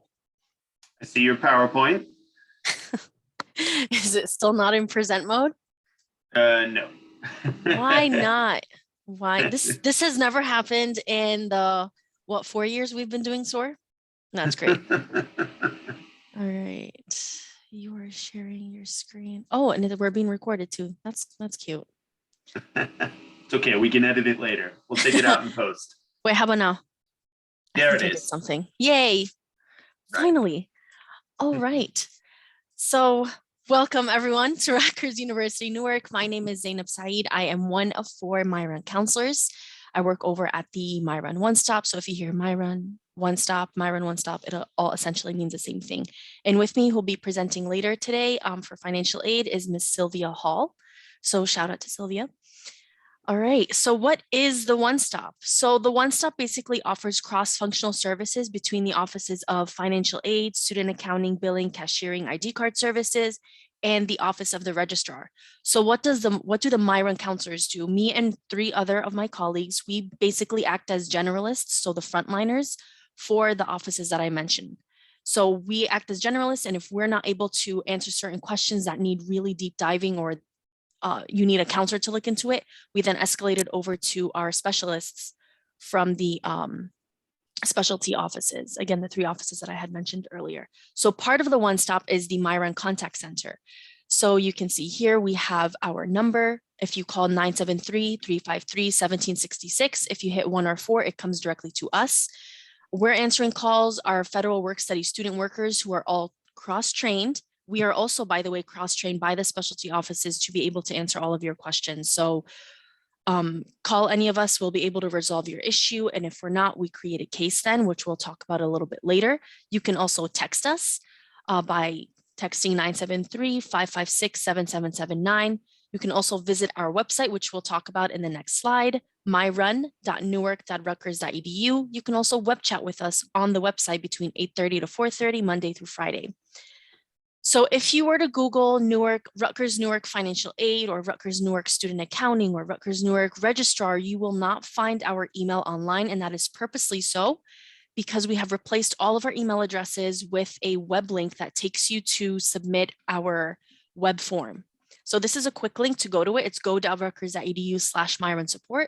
However, there's many ways where you can access the web form, and we'll go over that in the next few slides as well. So let's talk a bit about the MyRun website. If you want to follow along, if you want to have it on your phone or your tablet or on your computer, it's going to be myrun.newark.rutgers.edu.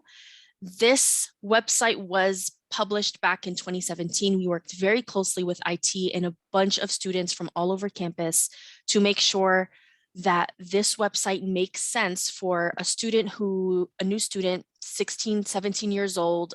Their parents' first language is not English, so we want it to be as easy to understand as possible. And we want information to be also as transparent and as easily accessible as possible. With that said, we section the website into 4 major sections and 8 smaller ones, which we'll go over later on. So anything that involves money, so tuition, fees, your health insurance, bill payments, scholarships, loans, all that information is found under the My Money section. And the same with My Grades and Records, My Degree in Classes, and My Rutgers-Newark. The website is huge. There's so much information on the MyRun website. There's over, I want to say 120 plus websites linking out from MyRun. And we've done that so that not all information that you want is going to be on MyRun, but the purpose of MyRun is to guide you on where to go next. All right. And that's outside of our offices, which is financial aid, student accounting, and registrar. So with that said, we update the website almost every day with new announcements coming in.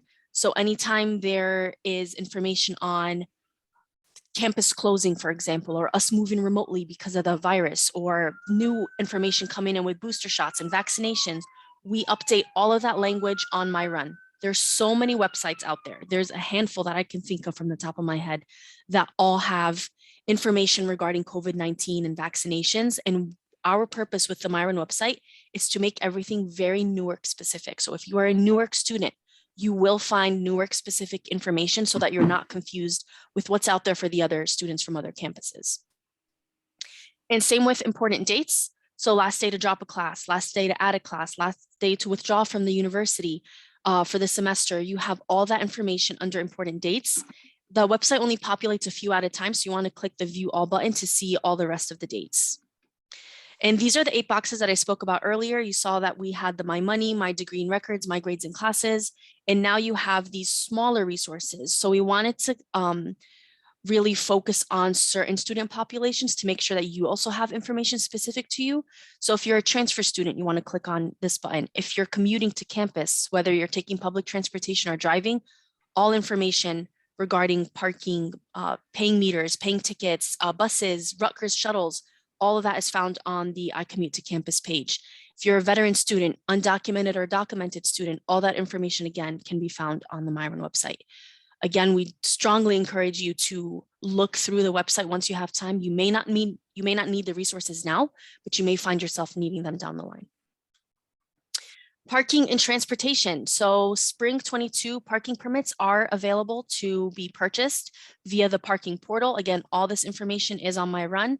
You have 4 different permits. You have the economy one, premium, resident, and off-campus living. All the prices are on MyRun, and where to park, depending on which permit you have used, is also or will be updated on the MyRun website. Currently, fall 21 is updated, but it should be the same for spring, but we're confirming that with parking, and you'll eventually see that on the MyRun website. We'll have it to you in the next week or so. Now we went over one major resource, which is the MyRun website. The next biggest one is the enrollment dashboard. You should all be familiar with your enrollment dashboard. It's my.rutgers.edu, and you should automatically see a tab after you log in that's called My Dashboard. And then from there, you can see your personal info. If you moved, for example, and you want to change the permanent address that we have for you on file, you can do it clicking one of these options here. Once you're registered for your courses, just give it a week or so to populate. You'll be able to see the courses that you're registered for. A semester after you've been fully enrolled, meaning after you complete at least 1 semester here, you'll be able to see your degree information, so your GPA, cumulative GPA, semester GPA, things like that. And the two major tabs, widgets, excuse me, these rectangles are each called widgets that we want to focus on is My Money and My Financial Aid. Very often you'll find yourself, if you have questions about your financial aid offer letter, you might also want to look at your term bill and vice versa. The easiest way to pull them up is by going onto your dashboard, clicking on the online term bill option to view your bill, and then My Financial Aid, you want to click on Award and then click on the link that says See Offer Letter. You want to make sure that for your offer letter and for your term bill, you are always clicking on the right term, the right year, and the right school, depending on which application you're trying to access. So I wanted to also bring your attention to the total balance tab here. This number may not always reflect the true balance that you may owe. Oftentimes, your total financial aid offer may appear under this total balance. I know it's very inconvenient for students, which is why we always recommend that you directly access your bill and offer letter to see what you actually owe on your bill, if you owe anything. Because oftentimes, depending on your package, you may have financial aid overpay your bill, and you actually may have a credit on your account. And we'll go over all of this later on. Myron Supportal. So Supportal is the name of that web form that I spoke to you about. Remember, I said there's so many ways you can access it. If you want to reach the Myron team, financial aid, student accounting, or the registrar, we encourage you to create a case through what we call the Myron Supportal. On your dashboard, you'll see a widget called Student Services Center. You want to click on this huge red button, you can't miss it, that says Submit Your Inquiry. It'll then take you to the Myron Supportal web form. If you are unable to log in with your NetID and password, you might get a single sign-on error. It is totally normal because that means you're just a new student and the system is still updating that information. So then you can just manually complete the web form and we'll still get your case and we can respond to you from there. The coolest part about this being on your dashboard is that you're able to track all of your cases. If you have cases that are open, you're going to see statuses as new, escalated, in progress. So you can see if someone has actually opened your case, has touched it, is working on it. And once they're closed, you can also track those closed cases. This way you don't have to rummage through your email and like, wait, what did Zainab tell me about my financial aid? I have the same question again. Just go into your dashboard and everything is laid out there. Now, if you don't want to go into your dashboard to access the Supportal, totally fine. You can go onto the Myron website. We're always going to have it under announcements, and it's going to be on the footer of the Myron website. So go all the way down to the Myron on the bottom of the page, and then click on Contact Us. And again, it'll take you to that link. I know that was a lot of info, but that's mostly on how to contact us. FERPA. FERPA is the Family Educational Rights and Privacy Act. It's a federal law set in place to protect your educational records from being distributed without your permission. So you have to give the university permission if you want your parent, guardian, sibling, spouse, a third party to be able to call us and have a conversation about it could be your financial aid, your bill, it could be other academic records as well. It's not just limited to our offices. So you can have a conversation with your parent. We strongly encourage you, please do not give out your NetID and password. And then we have a lot of students, this is specifically for first-year students, it's not necessarily our transfer students, but sometimes our parents and guardians, they do get on our case. I want to be able to see your aid, I want to see your bill, I want to be able to see your account. You can have a conversation with them where, all right, how about we talk about 6 months? I can give you permission for 6 months, and then your permission will go away from there. So you can do that. You can give them permission for 4 years, for 5 years, for 2 months. It's all up to you in the conversation that you have with them. But know that we strongly encourage you to not give out your NetID and password. And if you do want to give someone permission, on your dashboard, you will see this little button that says Authorized Access. It's right under where your personal info is. And from there, you can give up to, I believe, 3 people access. And all they would need is to create a 4-digit PIN. And then when they call us and you're not present, we're going to ask them for that PIN, and then we can have a conversation with them. Again, this is all to protect your privacy. Are you here? So in addition to you all being enrolled at Rutgers University, we ask that all Rutgers University students who are enrolled in classes confirm their attendance for the semester that they're attending via the Are You Here pop-up. So once you are all registered, you will see a pop-up appear on your screen after you log in, and hear me out, after you log in with your NetID and password. When you're accessing your offer letter and your term bill, you will have 2 options to log in. You can log in with your NetID, and password or with your RUID login. You want to make sure for Are You Here purposes, if you want to see that pop up, you want to make sure that you are signing in with your net ID and password. Again, you have to confirm your attendance every semester, and confirming doesn't mean yes only. You can also say no. You can register for your classes today, and by tomorrow, after you see the pop-up, because the pop-up already went live yesterday for undergraduate students, you could still have changed your mind.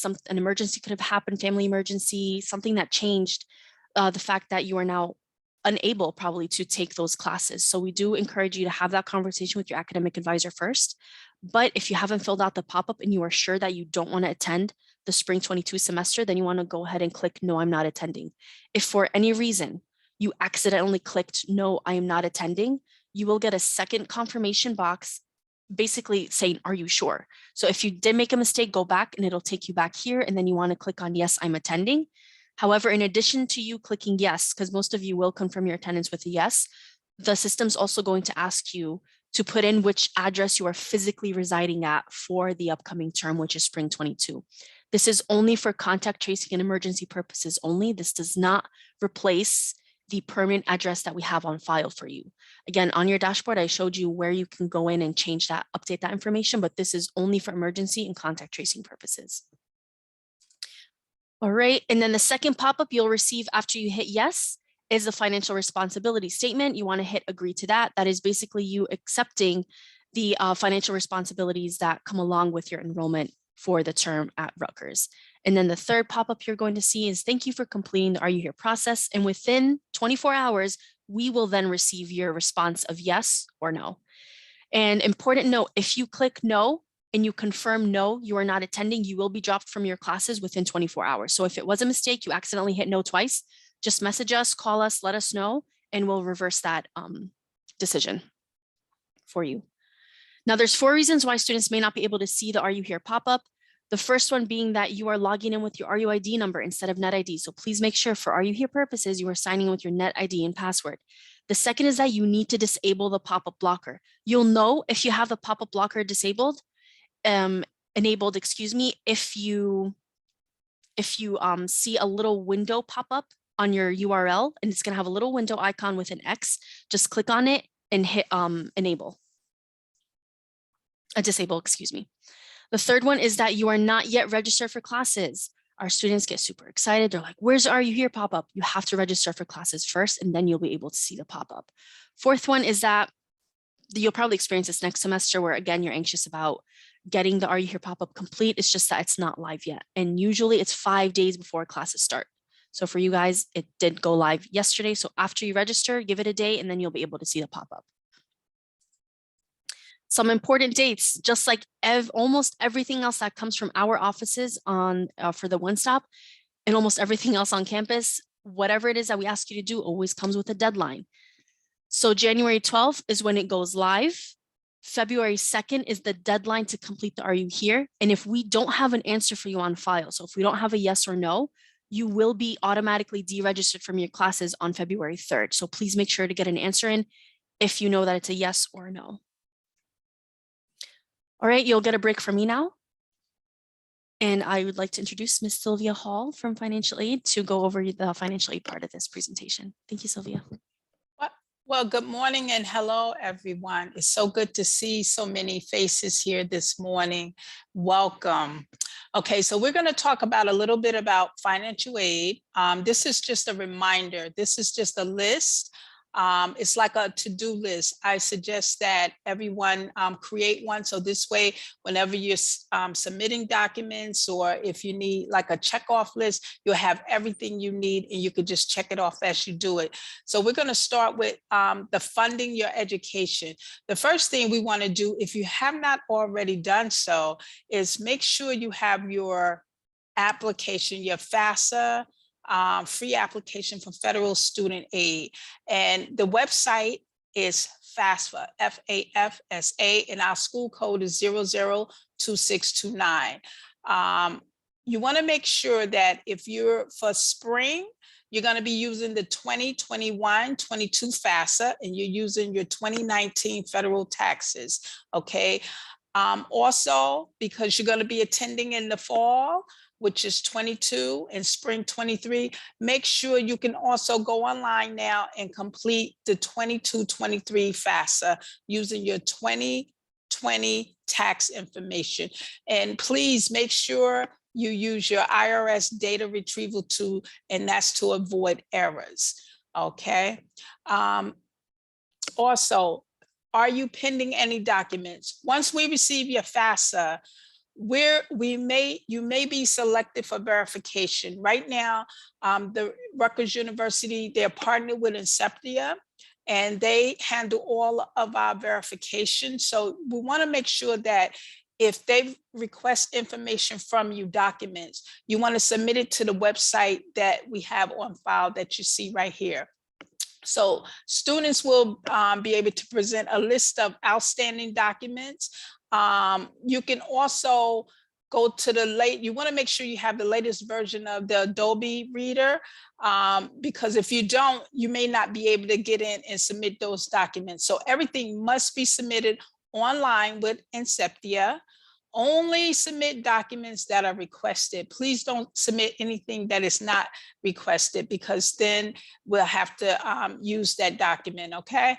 Another thing is, upon reviewing initial required verification documents, additional documents may be requested, but only send them in if we ask for it, okay? So at the end, your aid will be finalized after all documents are submitted and reviewed. So if you have any questions, or if you need help submitting your documents through Inceptia, the number is below. It's 888-374-8427, or either you can contact them via their Inceptia website, and that's Monday through Friday from 9 a.m. to 8 p.m. Now, are you eligible for state and student aid? This is for students who are eligible for the New Jersey tag. That's for students who live in New Jersey, and they're eligible for, it's called the New Jersey tag, which is a grant.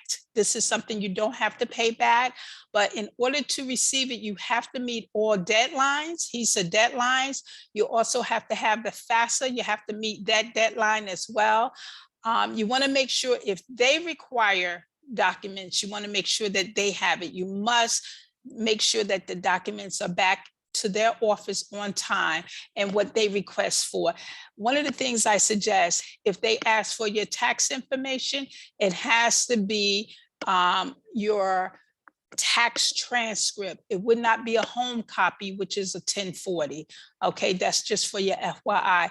If you have any questions, you want to contact HESA. The number is here. So if you want to take a snapshot of it, of this here page, you can. So this way you'll be able to contact them and ask for documents that you may not understand what they need at that time. Next. Okay, so this page is very important because this here is your award letter. This shows you what your award letter would look like. Once you get packaged, you're gonna get an email saying you have been awarded and you can review it.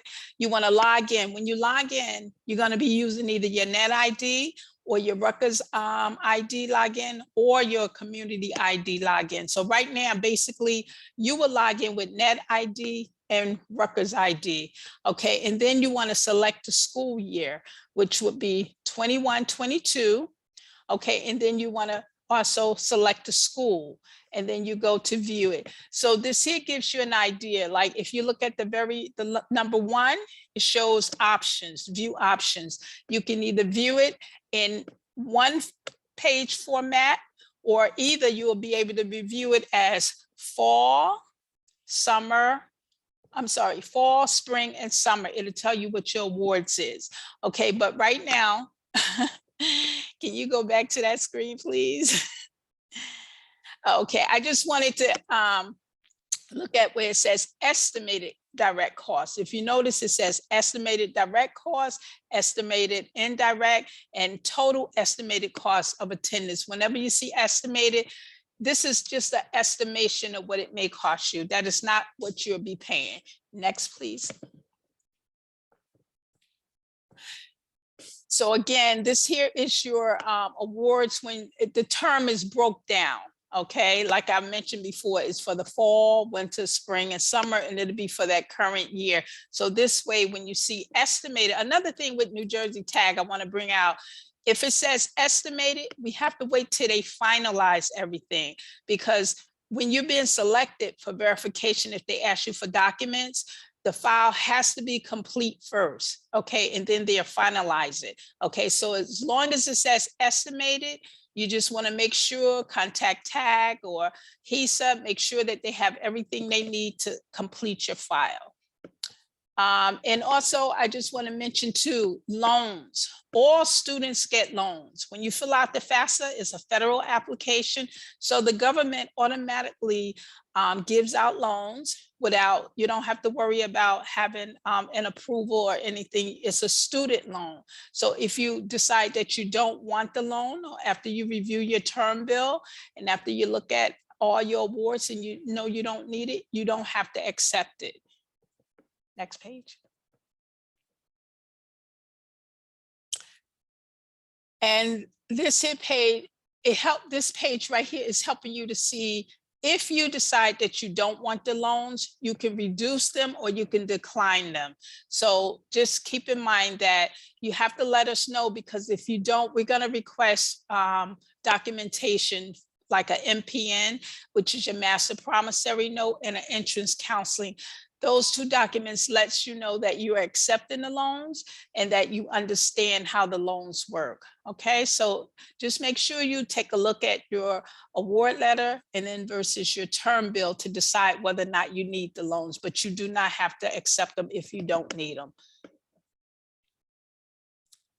Next, please. So this here, tells you whether you have, what kind of loans you get. All students can get either a subsidized or an unsubsidized loan. The difference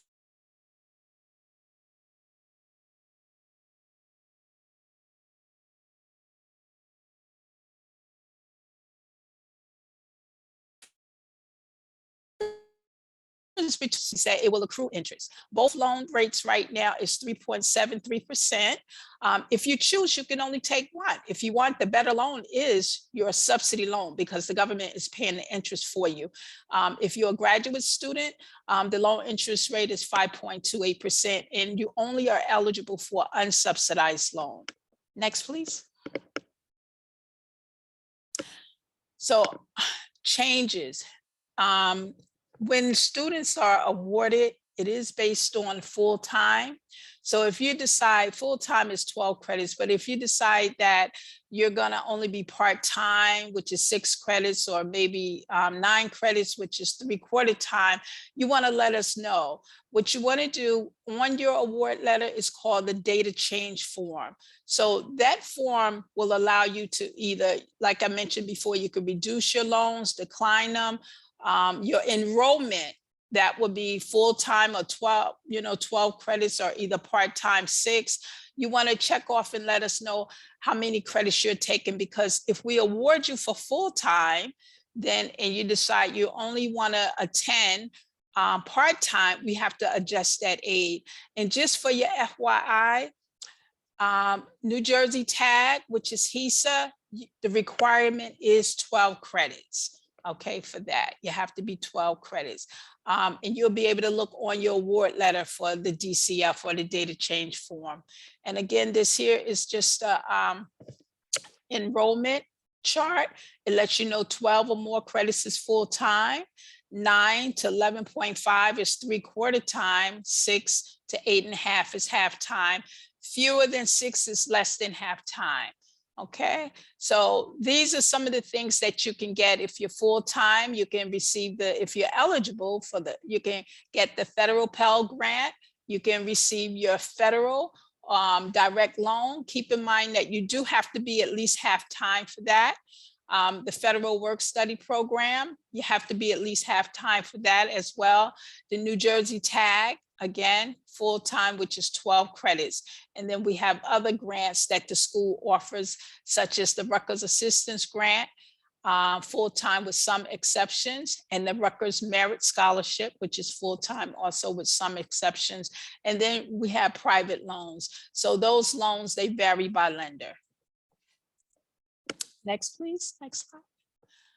So SAP, SAP, that stands for Satisfactory Academic Progress. That is required for all students. In order to receive the federal or state or university assistance, all students must be making SAP. That you're going to learn more about, once you're in school. Next slide, please.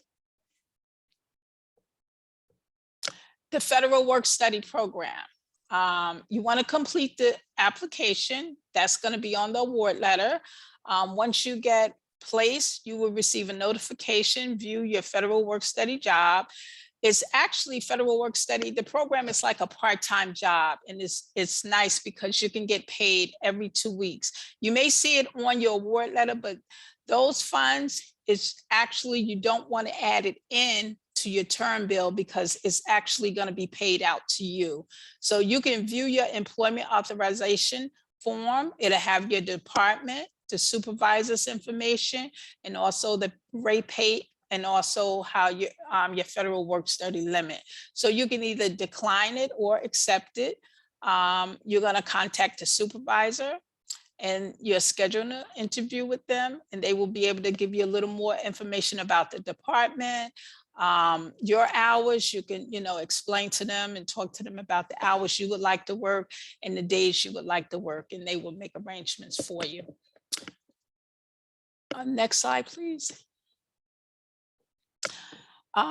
Your school expenses. Are you meeting all of your school expenses? You want to calculate what you can afford. Only borrow loans when necessary. If your financial circumstances or income changes, you can complete the change in family circumstance form. What you would do is write us a personal letter, an appeal, and submit the supporting documents that make so that we can determine whether or not we can, offer you additional funding or either make a change. We want to revise the information that you submitted on your FAFSA. But we have to make sure that we have a supporting letter, a personalized letter, and all these supporting documents. If you submit the information without the needed forms, we cannot complete it. So we want to make sure it's a package, that you submit it as a package. Okay, and there's additional resources also that can help you. You can speak to the academic advisor, your academic school, about scholarship opportunities such as scholarships, also the Rutgers University installment plan, and also loans, or you can just visit our website for different additional resources. Thank you so much, Sylvia. I will need you later on one slide, so thanking you in advance. And now let's move on to the student billing portion. We already went over the financial responsibility statement, which you can, again, you accept either manually on the Are You Here pop-up. And also just an FYI, your FRS gets automatically, you automatically agree to the financial responsibility statement upon terminal payment or upon course registration through WebReg. So if you register online for classes, or if you pay your bill online, the financial responsibility statement gets automatically accepted. So just in case you don't see that second pop-up for Are You Here, it's totally fine. 21, 22 tuition fees rates are online. So you can see a breakdown of what each of the fees are, what their names are, and their descriptions as well. And you can find that on the Student ABC website.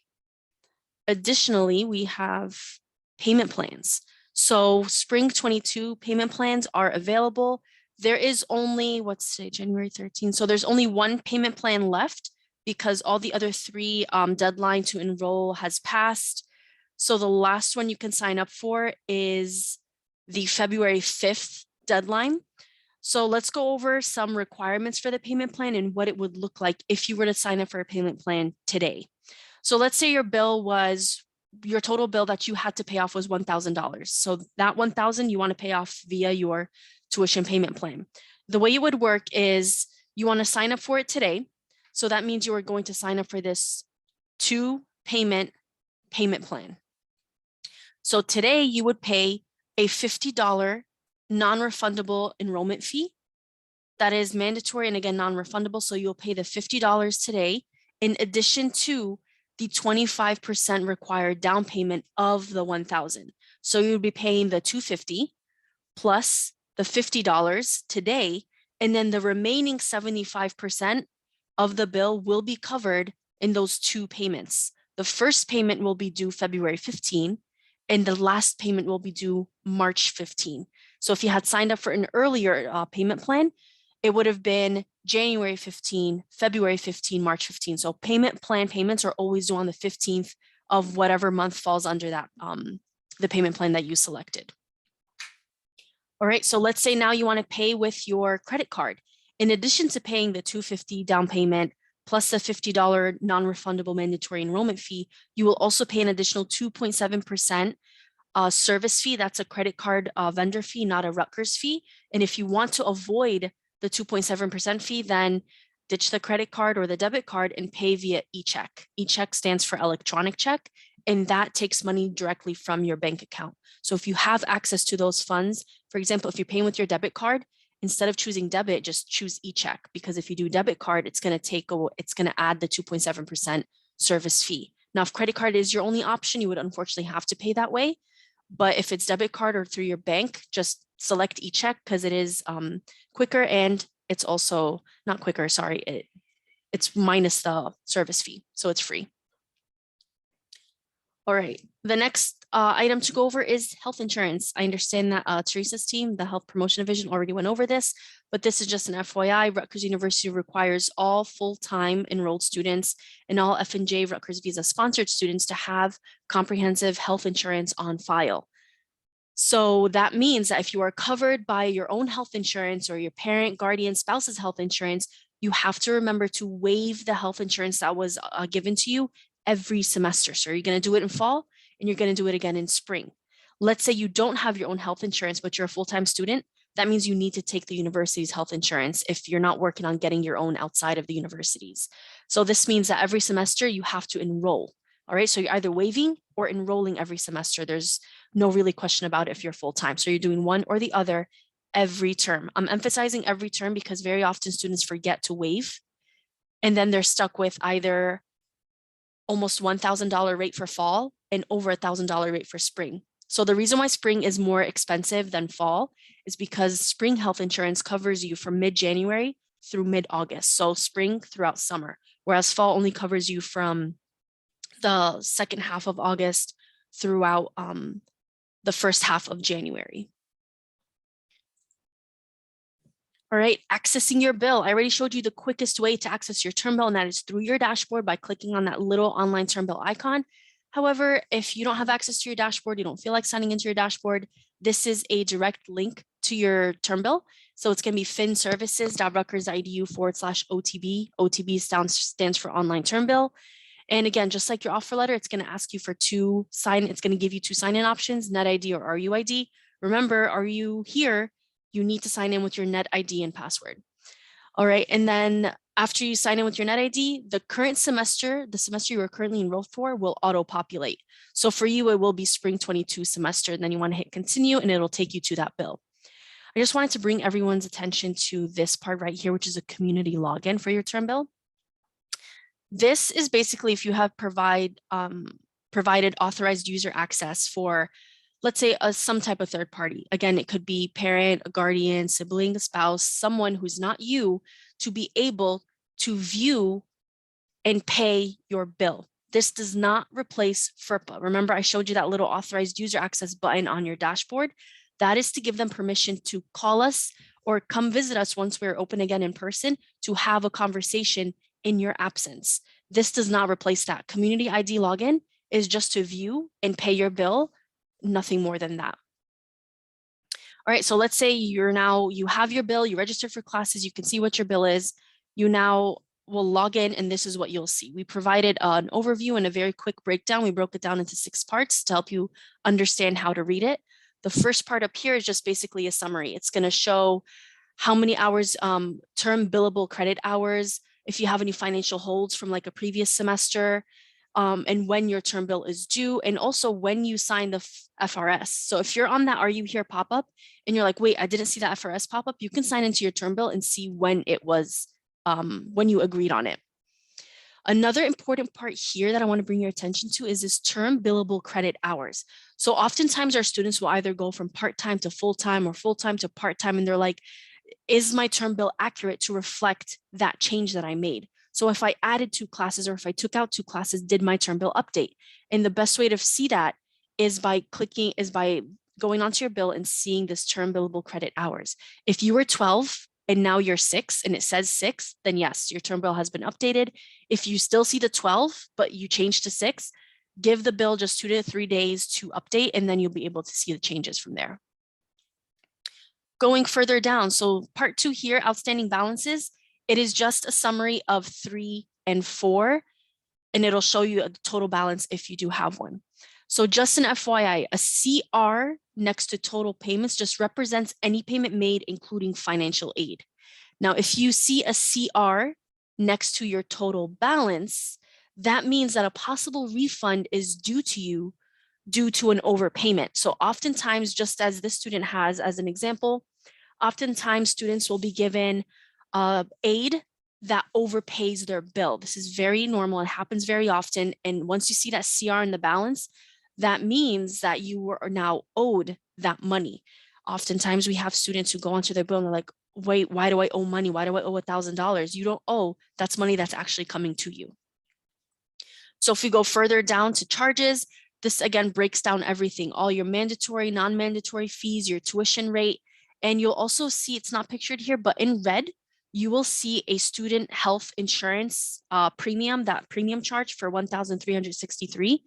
Give that up to 3 days to update if you went into the system and waived it. So give the bill 3 days to update, and then it'll go from $1,363 to $0, and your entire bill will update to reflect that change as well. So if you move over to payment/account credits, here is where you will see everything that is going in to pay your bill. It could be a manual payment that you made directly on your bill, a tuition payment plan payment, and also your financial aid, your loans, your grants, other scholarships. Everything will pop up on the right side. And also another thing to note is the refund. So if you are someone who is eligible for a refund, this credit will eventually turn into a refund that will be reflected under payments. So you'll eventually see $1,176.50, just an example, and it's going to say refund. And then right next to it, you'll see a refund date. So when that check was sent to you. And whether you were signed up for direct deposit or not dictates how long it'll take for you to receive that refund. But again, all of it will be reflected on the right-hand side. Sylvia, this is where I'm going to need your help. So oftentimes students, you'll also, I've been saying oftentimes because it doesn't always happen, but this one does. So right next to your grants and loans, you will see offered. And sometimes you might log into your bill and notice, oh my God, all my aid is gone. But that means it'll just reappear later. So if Sylvia, you can go over that so students don't panic when they see offered or if their aid disappears and then reappears. Yeah. Basically, that's with student accounting, but offered mean that's what they was offered. So I think what happens is once they confirm attendance and everything, then the offer will go away and it will be actual credit, there it says credit now. So it's just the student accounting, it's just the way they worded it, but they're working on that. So if you receive a bill and your aid is gone, just let us know. It's not that as long as you have it on your award letter, you should be fine. But if you see something that looks strange, you can let us know and we can contact student accounting also on that. But yeah, that's anything with the term bill, student accounting can help us with that. All right, thank you, Sylvia. So moving on to the next, to the final parts of your bill. This is not a to-do, nothing for you to really to do here. It's just showing you the payment options, e-check, credit card, and we'll go over that in the next slide actually. And the last part is the adjust your payment plan. Others may also see it as pay my bill. So let's say you don't want to sign up for the payment plan because you're like, I want to completely avoid that $50 enrollment fee. And I'm also going to remember to make payments. So oftentimes it is recommended to sign up for a payment plan, especially to give yourself a little structure, or if you're not the one making payments and your parent, guardian, or spouse are. So it just adds more order to your payment process. However, if you want to avoid that $50 fee, you can always just make manual payments yourself by going onto your bill and making payments as you go until that balance reaches zero. You just have to remember to do it, okay? And then payment options are here. So these are the different ways you can pay your bill. Credit card and debit card is an online method of payment only. And again, you're assessed a non-refundable 2.7% service fee as a reminder. The preferred method is also an online method, which is electronic check. Then you also have paper checks. We do recommend that you mail them, and the mailing address is listed on our website. You can also pay with cash and money order, and that is for in-person only. And just an FYI, I know that all of our offices are now remote through January 30th. However, the One Stop has opened up the cashier's offices for January 20th and January 27th. They are both Thursdays, so you can make an appointment if you go onto the MyRun website and click on in-person appointment under announcements. We're open from 10 a.m. to 3 p.m. for students who want to make cash payments only. All right, so if you do want to make a cash payment for your spring bill, please make an appointment with us, and we are only available the 20th and the 27th. All right, international payment methods are also available, and you can view those online as well. So refunds, remember that example that I showed you on the student's term bill? They had a little over $1,000 refund coming in. And if that student is signed up for direct deposit, which we recommend because it is the easiest, safest, and quickest way for you to get that money back. So once those funds become available at the beginning of the semester, within 2 to 3 days, if you have a refund on file, you qualified for one, then you will get those funds by, I want to say, the 20th or maybe the 21st. And that's if you were signed up for direct deposit. If you do not have a direct deposit account by the time your refund is cut out to you, then you will expect to get a check mailed to your to your mailing address. So if you've moved since you've put in your mailing address upon admissions, go onto your dashboard and update that address as soon as you can. This is also a very, very important notice for Parent Plus loan borrowers. So please hear me out. I'm going to read it to you. All Parent Plus loan credit balances that are refunded to the parent borrower will be mailed by paper check to the parent's address listed on the Parent Plus loan application. Keep in mind that even if you, the student, is signed up for direct deposit with the parent's account information, the Parent Plus loan refunds will still be sent to the parent via paper check. This is basically saying if your parent took out a Parent Plus loan and they're expecting a refund, they're going to get a check mailed to them. No question about it. There's no direct deposit option for them. Book fund. So if to be eligible, you need to be a financial aid recipient with an expected refund of $500+. You can opt out of the book fund on your bill. Let me go back very quickly. It's a little bit cut off, but here where it says, are you book advanced for financial aid students in Newark? You want to scroll all the way down and there should be a blue button there. You want to click on that, and from there you can opt out of it and you'll get credited the $500 back. However, if you need to use the $500, the $500 has already been sent to the bookstore, and you can see that on your bill, and you can use that money to purchase your books and other items from there. ID card service center. So they also fall under the One Stop. You will all be mailed your RUID cards. And if in the future it's lost or damaged, we'll have more information once we are open back in person if you want to get it reprinted. It does come with an additional $20 fee if you do damage or lose it. However, the first one is free and it will be mailed to you. And until we are back in person, we will continue to mail IDs out to students. And I know Nick mentioned this earlier, but please download the Rutgers-Newark app. Everything you want is on there. We worked so hard to get this together. We worked with a lot of students to make sure that it makes sense to you. And again, you can contact MyRun from there. You can access the MyRun website. You can create a case, access the supportal. You can do all of those items and much, much more on the app. Again, a reminder, do not share your NetID and password. Also, your RUID number, make sure you are quadruple checking that you have the right RUID number when you are reaching out to our offices. And if you're reaching out to your academic advisors, because they also need to access your information through your RUID number. Scarlet Mail, you can actually connect it to a non-RU email address. This way you're not missing out on any important emails coming in. I still have my Rutgers email connected to my Gmail account, so you can do that as well. And all instructions are found on the MyRun website.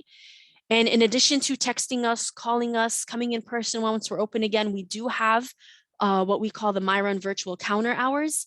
And we are seeing students Monday, 10 to 12, Tuesdays, Thursdays, 1:30 to 3:30. We actually have these hours updated during ad drop period. So the hours are extended between January 18th through January 26th. And all the information is on this link here. It's also on the front page of MyRun. And we are open during spring semester on the virtual counter. So if it's via Zoom, you can have a one-on-one conversation on the following Saturdays from 9 to 12 p.m. This is just a quick summary of all the dates that we've given out to you. And again, all of them are found on MyRun. Follow us on social media as we will be posting more as time moves on, not passes us. We won't let time pass us, okay?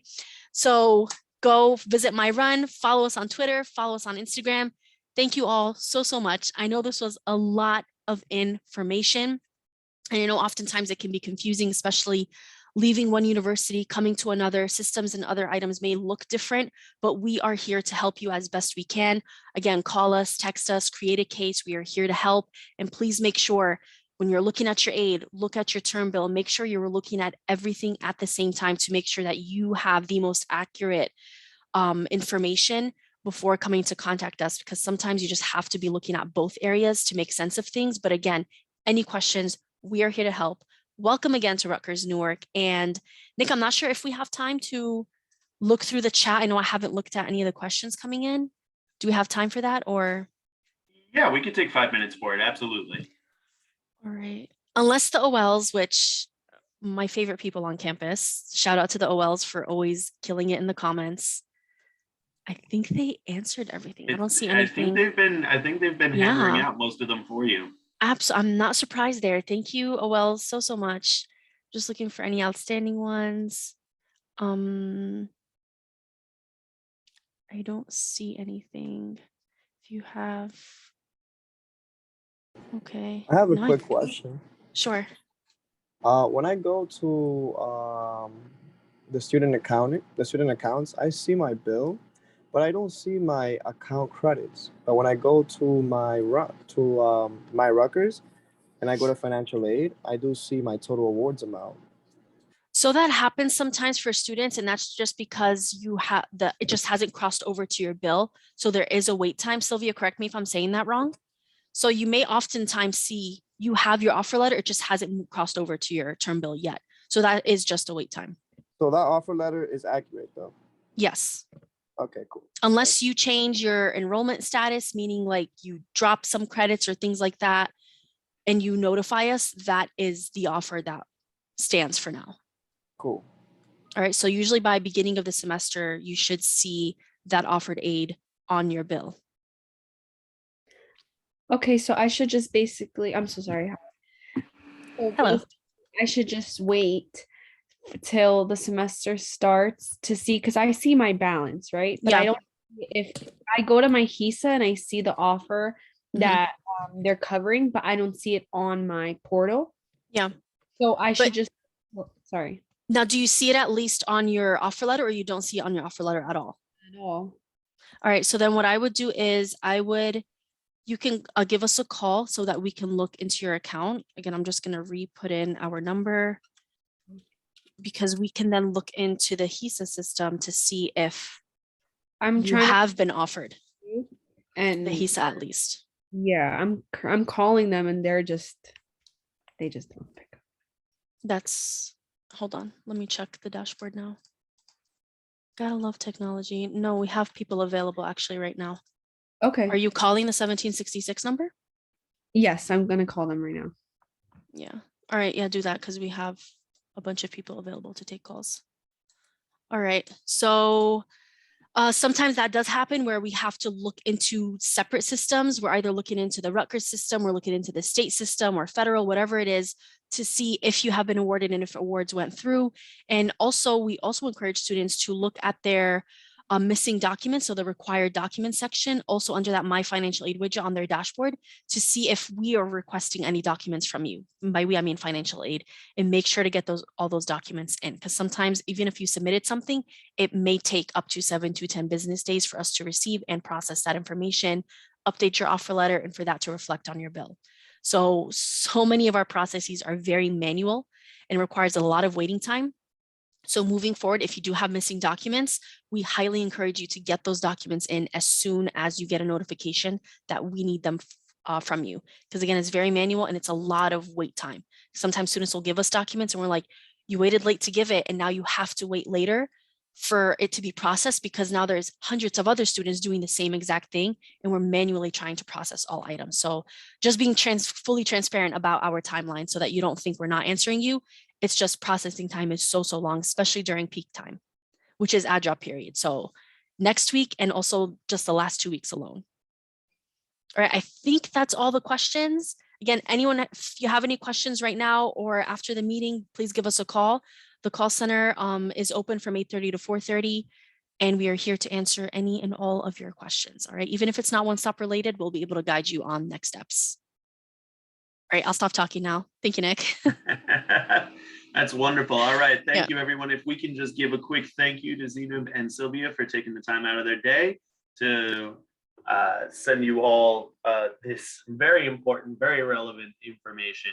And of course, if you have questions, you can always follow up with them accordingly. Great. All right. Let me remove your spotlights because I'm sure you're tired of being the center of attention. In 1 second there. Great. And so with that, we have a couple more presentations. We're closer to the end than the beginning, everybody. I hope you're all hanging in. Does everybody get a fresh cup of coffee? Can I get a quick vibe check? Everybody doing good? Can I get thumbs up, thumbs down? I'm seeing some like very tired faces out there. Okay, cool. Good. Folks are hanging in. That's really great to see. Those of you who have your cameras on still, thank you very much for doing that. It does help. It's really nice to at least be able to see faces on the other side of the screen if we can't see them face to face. Our next presentation is about campus life. This is all the programming and the experiential stuff you get to have on campus, along with a lot of the support services that you'll likely be utilizing as a Rutgers-Newark student. And so with that, I'm going to turn it over to Dean Panday. Thank you so much. Hi, everyone. Good morning still. Hope everyone's doing well and staying safe. I heard about some students being sick. I hope you're taking care of yourself, and thank you so much for joining us. Thank you so much, Nick. I guess we can get started. I am Nikita Pandit. My pronouns are she, her, hers. I serve as the Assistant Dean and Director for the Office of Student Life and Leadership. And I have a fabulous group of co-facilitators, and we are going to talk about campus life, Campus Life 101. And before I do that, I know you've been hearing this, but we want to extend a warm welcome to you all. Welcome you to the RUN family. We're so happy to have you here. And I hope this is just our first interaction, and we're going to be able to see you in person very soon. So we are very excited for that. I'm going to share my screen at this point. I'm going to have all my co-facilitators introduce themselves as they're presenting their slides. So that is the plan. Again, this is going to be a fun presentation. Hopefully, we are trying to get you all the information you need to kind of, take advantage of all the resources, opportunities, offerings we all have as the Student Affairs, Student Life team. So we're very excited to get that information to you. So for people who were part of student organizations, were part of extracurricular activities at their previous institution or in high school, this is going to be a great presentation, and we're going to be able to get you information that's relevant to making the most out of your college experience. All right, we're going to be talking about ways that you can take advantage of the out of classroom experience that definitely complements the in-classroom experience and is equally important. So getting started in student life, we like doing a lot of team building activities, icebreakers. So that's what we're going to do. I know if we were in person, we would make everybody get up and do some, fun activities, but we're going to take advantage of our virtual tools, and we're going to do a quick presentation, a quick activity actually. I'm going to ask everyone to take out their smart devices, their phones, iPads or tablets, or you can also use your laptops. If you can go to slido.com, or you can also scan the QR code that's on your screen and put in the numbers 951627. If someone can also put that in the chat. I'm also gonna have my amazing colleague introduce himself and also take over this activity. Thank you very much, Dean Pandit. I hope everyone is doing well and staying safe. My name is Gary Santos Mendoza, pronouns he, him, his, or él. I serve humbly as the director of the Intercultural Research Center here at the institution. And it is my way also of saying welcome to Rutgers University Newark. Thank you for choosing us. Thank you for also being accepted and dealing with the wackiness that you will be engaging with over the next couple of years of your collegiate career. At this point, we're going to do an activity, as Dean Pandit had said.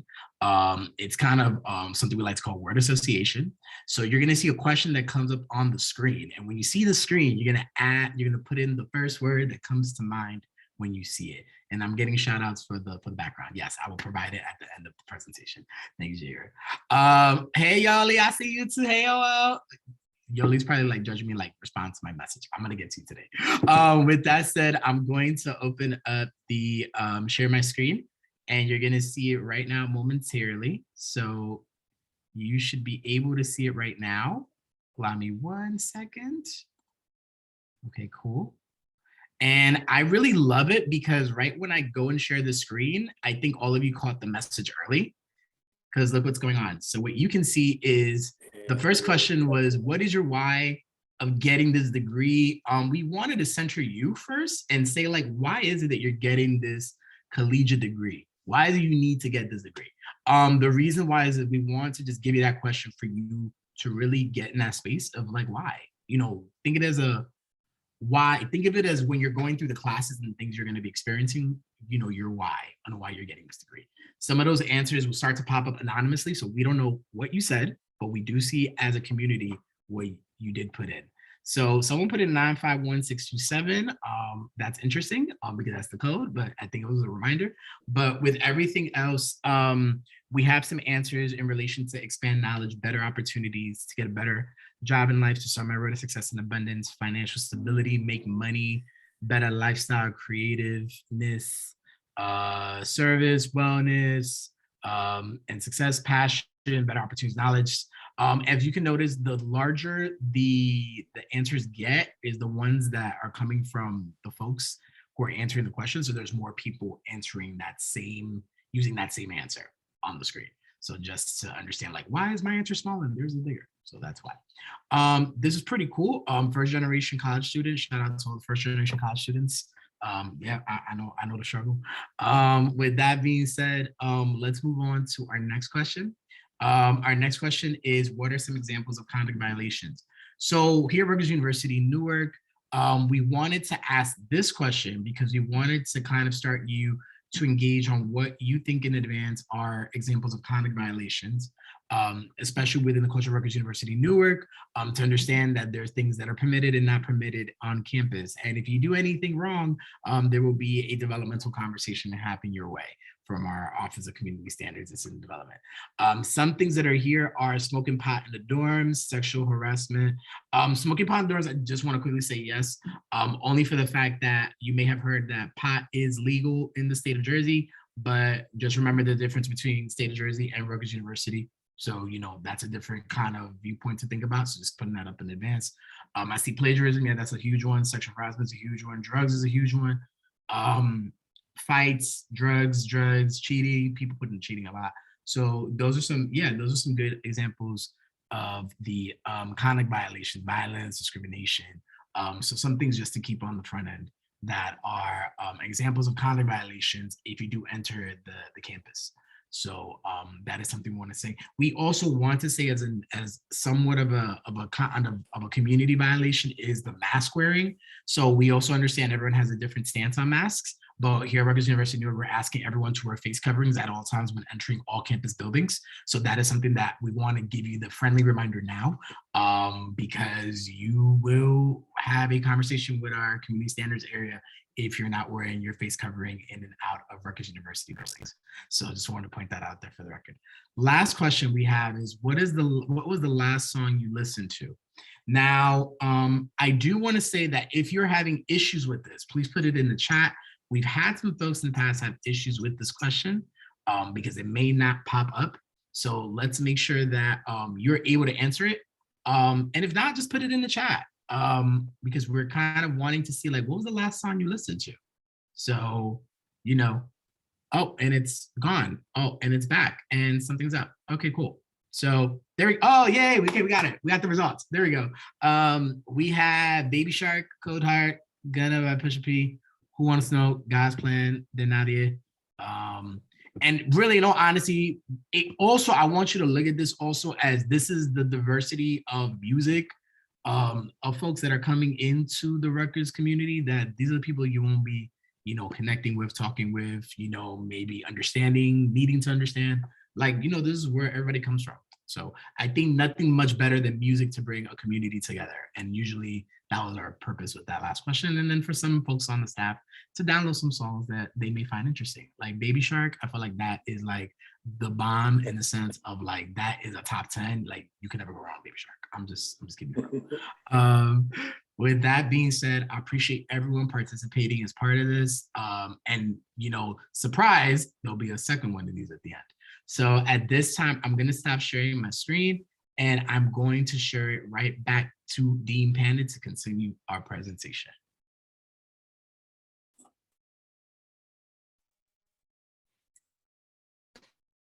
Thank you so much. Right.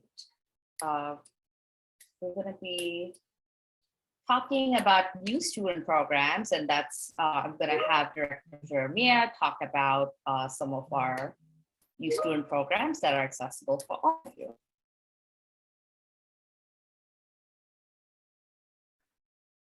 Right on. Okay.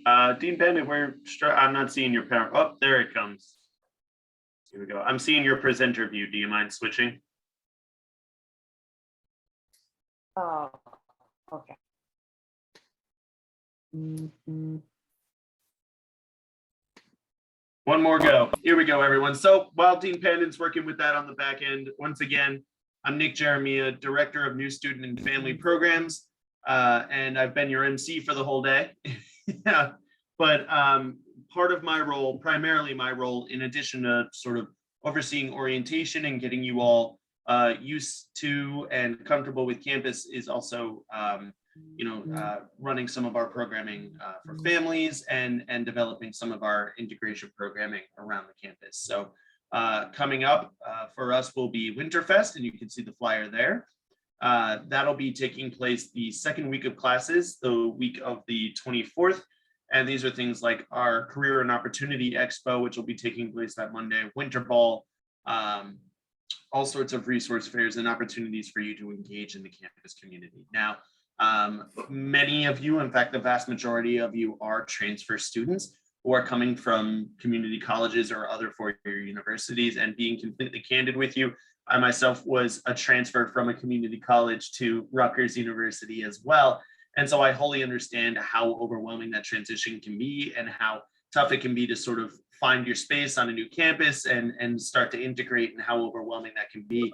I would say opportunities like the programming like Winterfest is an excellent opportunity to sort of understand what programs are on campus, what clubs are on campus, what the different resources and opportunities are available to you without us going in depth about every single one during orientation. So I wholly encourage you to just keep an eye on your inbox, keep an eye on that Rutgers-Newark app that you all downloaded during the break before we started today for all the details and events that are coming up. Next slide, please. Beyond that, I also oversee a peer connections program, which my colleague Jahira, who's on the call, helps run, and many of our OLs are also peer connectors. We'll be doing our kickoff. First kickoff will be tomorrow. There'll be 2 options next week. Keep an eye on your inbox. All the details about how to register for that are present. But again, as a new student at a new college, it can be overwhelming. Transfer shock is real, right? And it's something that anytime you're coming into a new university or a new space can be expected. So this is an opportunity for you to be paired with a peer, a student who has already been at Rutgers-Newark for a period of time, already has a lay of the land. And it's an opportunity for you to just get a little bit of mentorship, a little bit of support, a little bit of guidance. It's a free program. It's entirely optional. All are welcome. And I can tell you, as a new student at Rutgers, it would have been really useful for me to be able to be a part of a program like this. Unfortunately, it didn't exist when I was a student, but I strongly recommend that if you are a student who doesn't always want to get answers from an office, right? Sometimes you just want to hear from a peer where the best place to get pizza is, or where the good coffee shop is, or where that like top secret A1 study spot is in the library that nobody knows about. This is a great opportunity to sort of have that perspective from another student and get that. So keep an eye on your inbox. It'll be in the post-SOAR email, but if you're interested in just having a community that you can sort of integrate into right out of the gate, Peer Connections is a great opportunity for that. I think I have one more slide, and that should be the link tree if I'm not mistaken. Right, so you're going to be hearing from a lot of offices during this presentation. I know I've already asked you to scan a couple QR codes. This is the last one I'm going to ask you to scan. This is a link to every presentation you're about to hear. It's the Office of New Student and Family Programs, the NSFP link tree. And so that'll take you to everybody's social media. That'll take you to the important websites and documents. Anything that you might need or anything you want to learn more about, if you scan that, it'll take you straight to our link tree.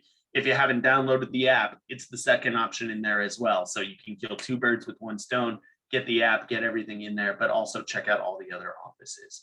I'll hand it back over to you, Deepandit.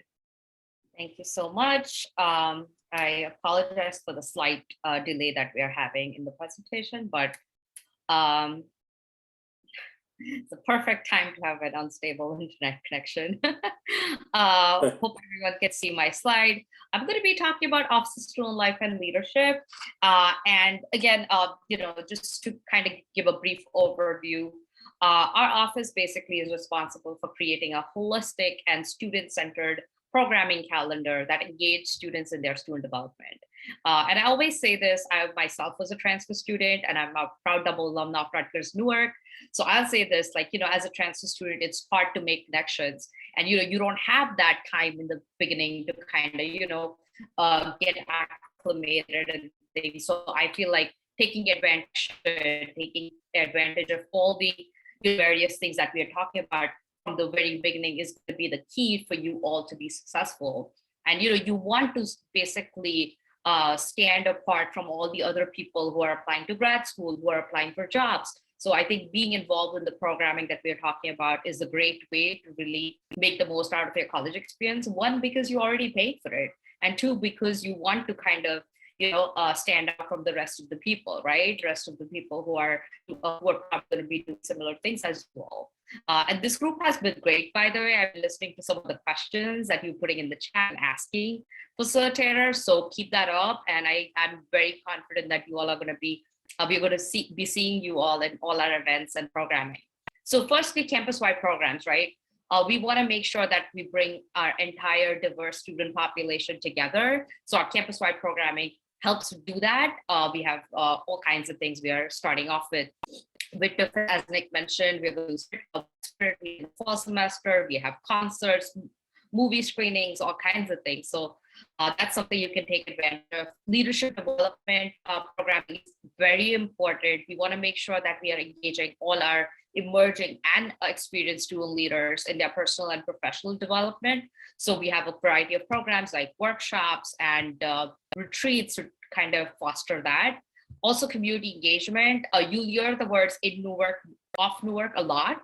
And we definitely mean that, right? Within that, we have programs that really engage students to become change agents within the campus and the local community. There are volunteer opportunities. There are things that you can do. We have community engagement day. We have alternative spring break. We also do a lot of programming around voter registration and education. So we hope to see you all at those programs. And last and most importantly, we also advise student organizations.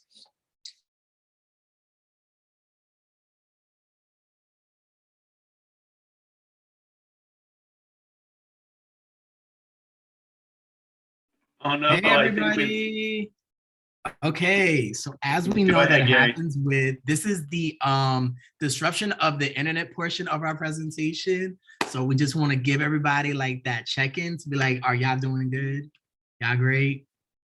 Y'all know that this was going to happen anyway, somehow, shape. I love it. I love the reaction list. I love the reaction list. So I would definitely say that as we're getting Dean Pandit back online, yeah, we'll go into me. Thanks. See, that's what we got. See, I love this. Thank you, Nick. I appreciate it. See, plan A, plan B.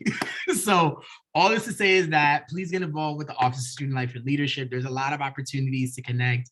As Nick has mentioned, when you have a chance, go on to their Instagram page and the LinkedIn page, and you'll be able to see all of their links. Their social media is killer in that way, seeing everything that you need to know on how to get involved on campus.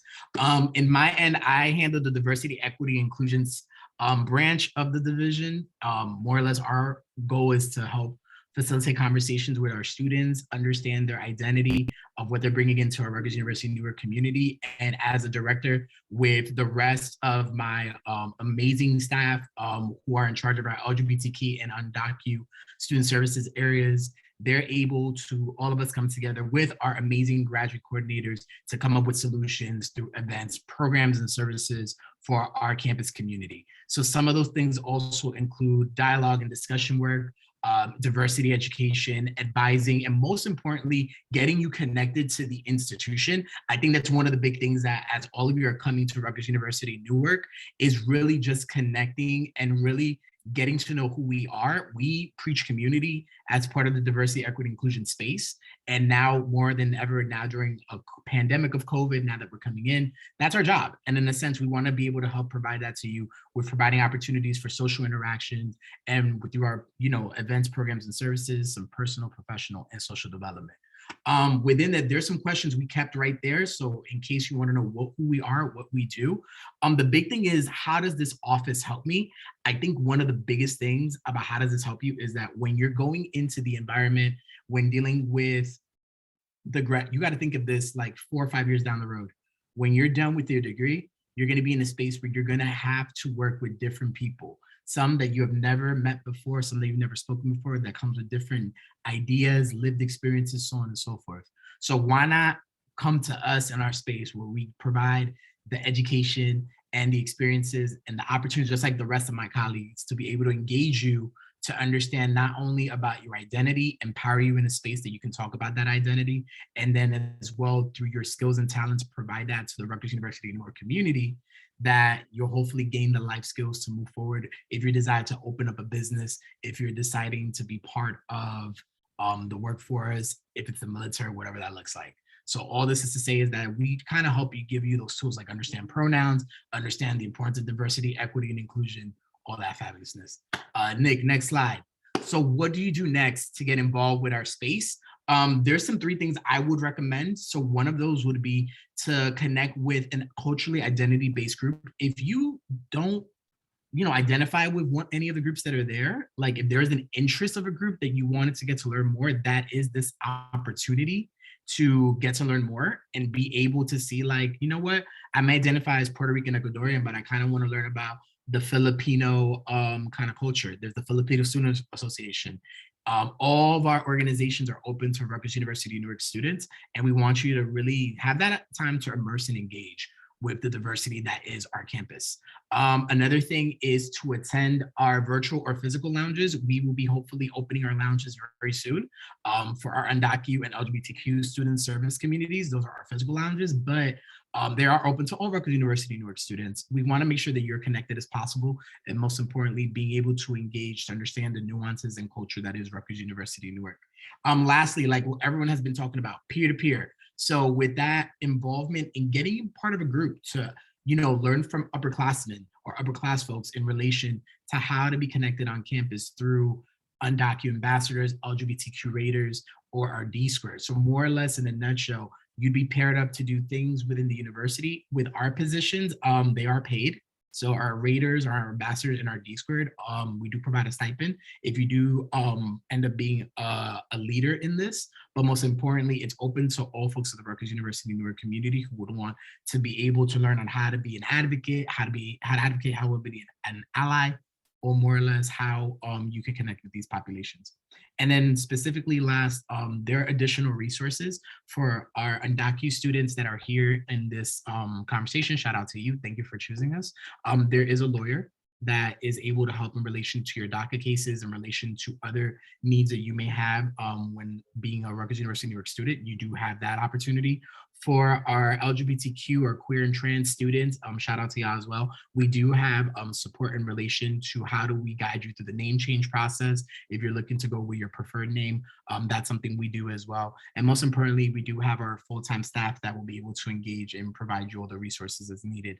And lastly, trainings. And really at the end of the day, we're a center staff.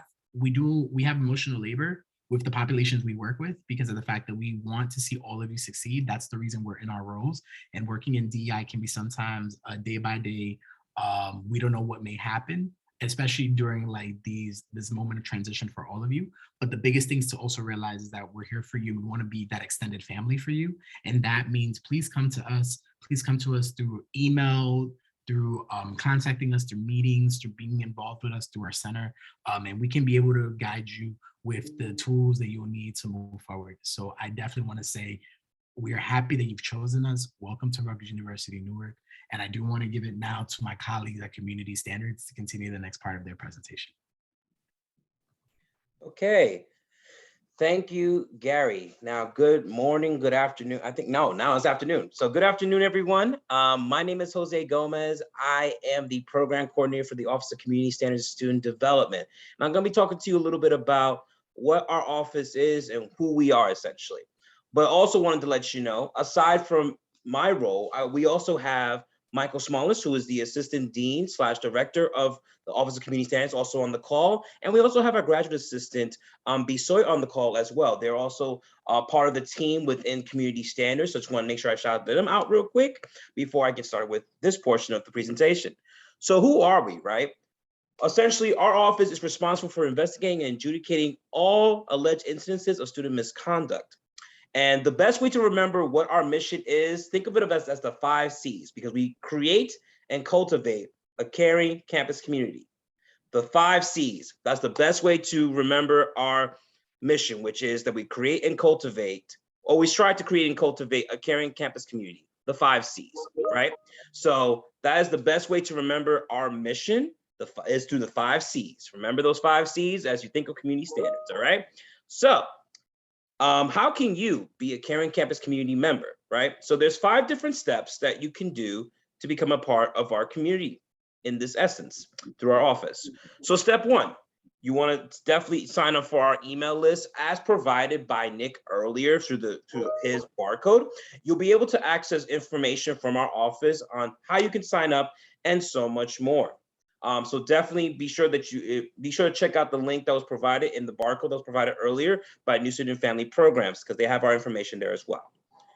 Step 2, you want to attend Coachella. So Coachella is a carnival-based program that we do every fall semester to celebrate what it is that our office does as it pertains to, enforcing University Code of Student Conduct, but also providing as an educational platform for all of you to learn more about what it is about the University Code of Student Conduct, as well as the academic integrity policy, but also how does it encompass the greater part of the community. Last semester, we actually had it in the fall. We actually was also giving out t-shirts. I'm actually wearing one today. So if you come out for our Coachella, you actually will be able to grab things such as t-shirts. There was games, food, music, engagement, and so much more. We're all big on community. So definitely if you want to learn more about our office, definitely check us out in the fall semester for Coachella, which happens towards the beginning of the semester. So be sure to check us out in the fall, all right? Step 3, you wanna report any and all concerns related to student student conduct within our office. Now, here at Rutgers University North, we like to pride ourselves on being one big family or familia, for those that are bilingual or trilingual, whichever the case may be. We like to consider ourselves as one big happy family, right? And sometimes it's important that we look out for one another within the community. So if you see something, say something. I'm sure you probably have heard that slogan probably on many different platforms previously or currently even. But if you see something, essentially say something, because that's what is the greater essence of our community, that we look out for one another.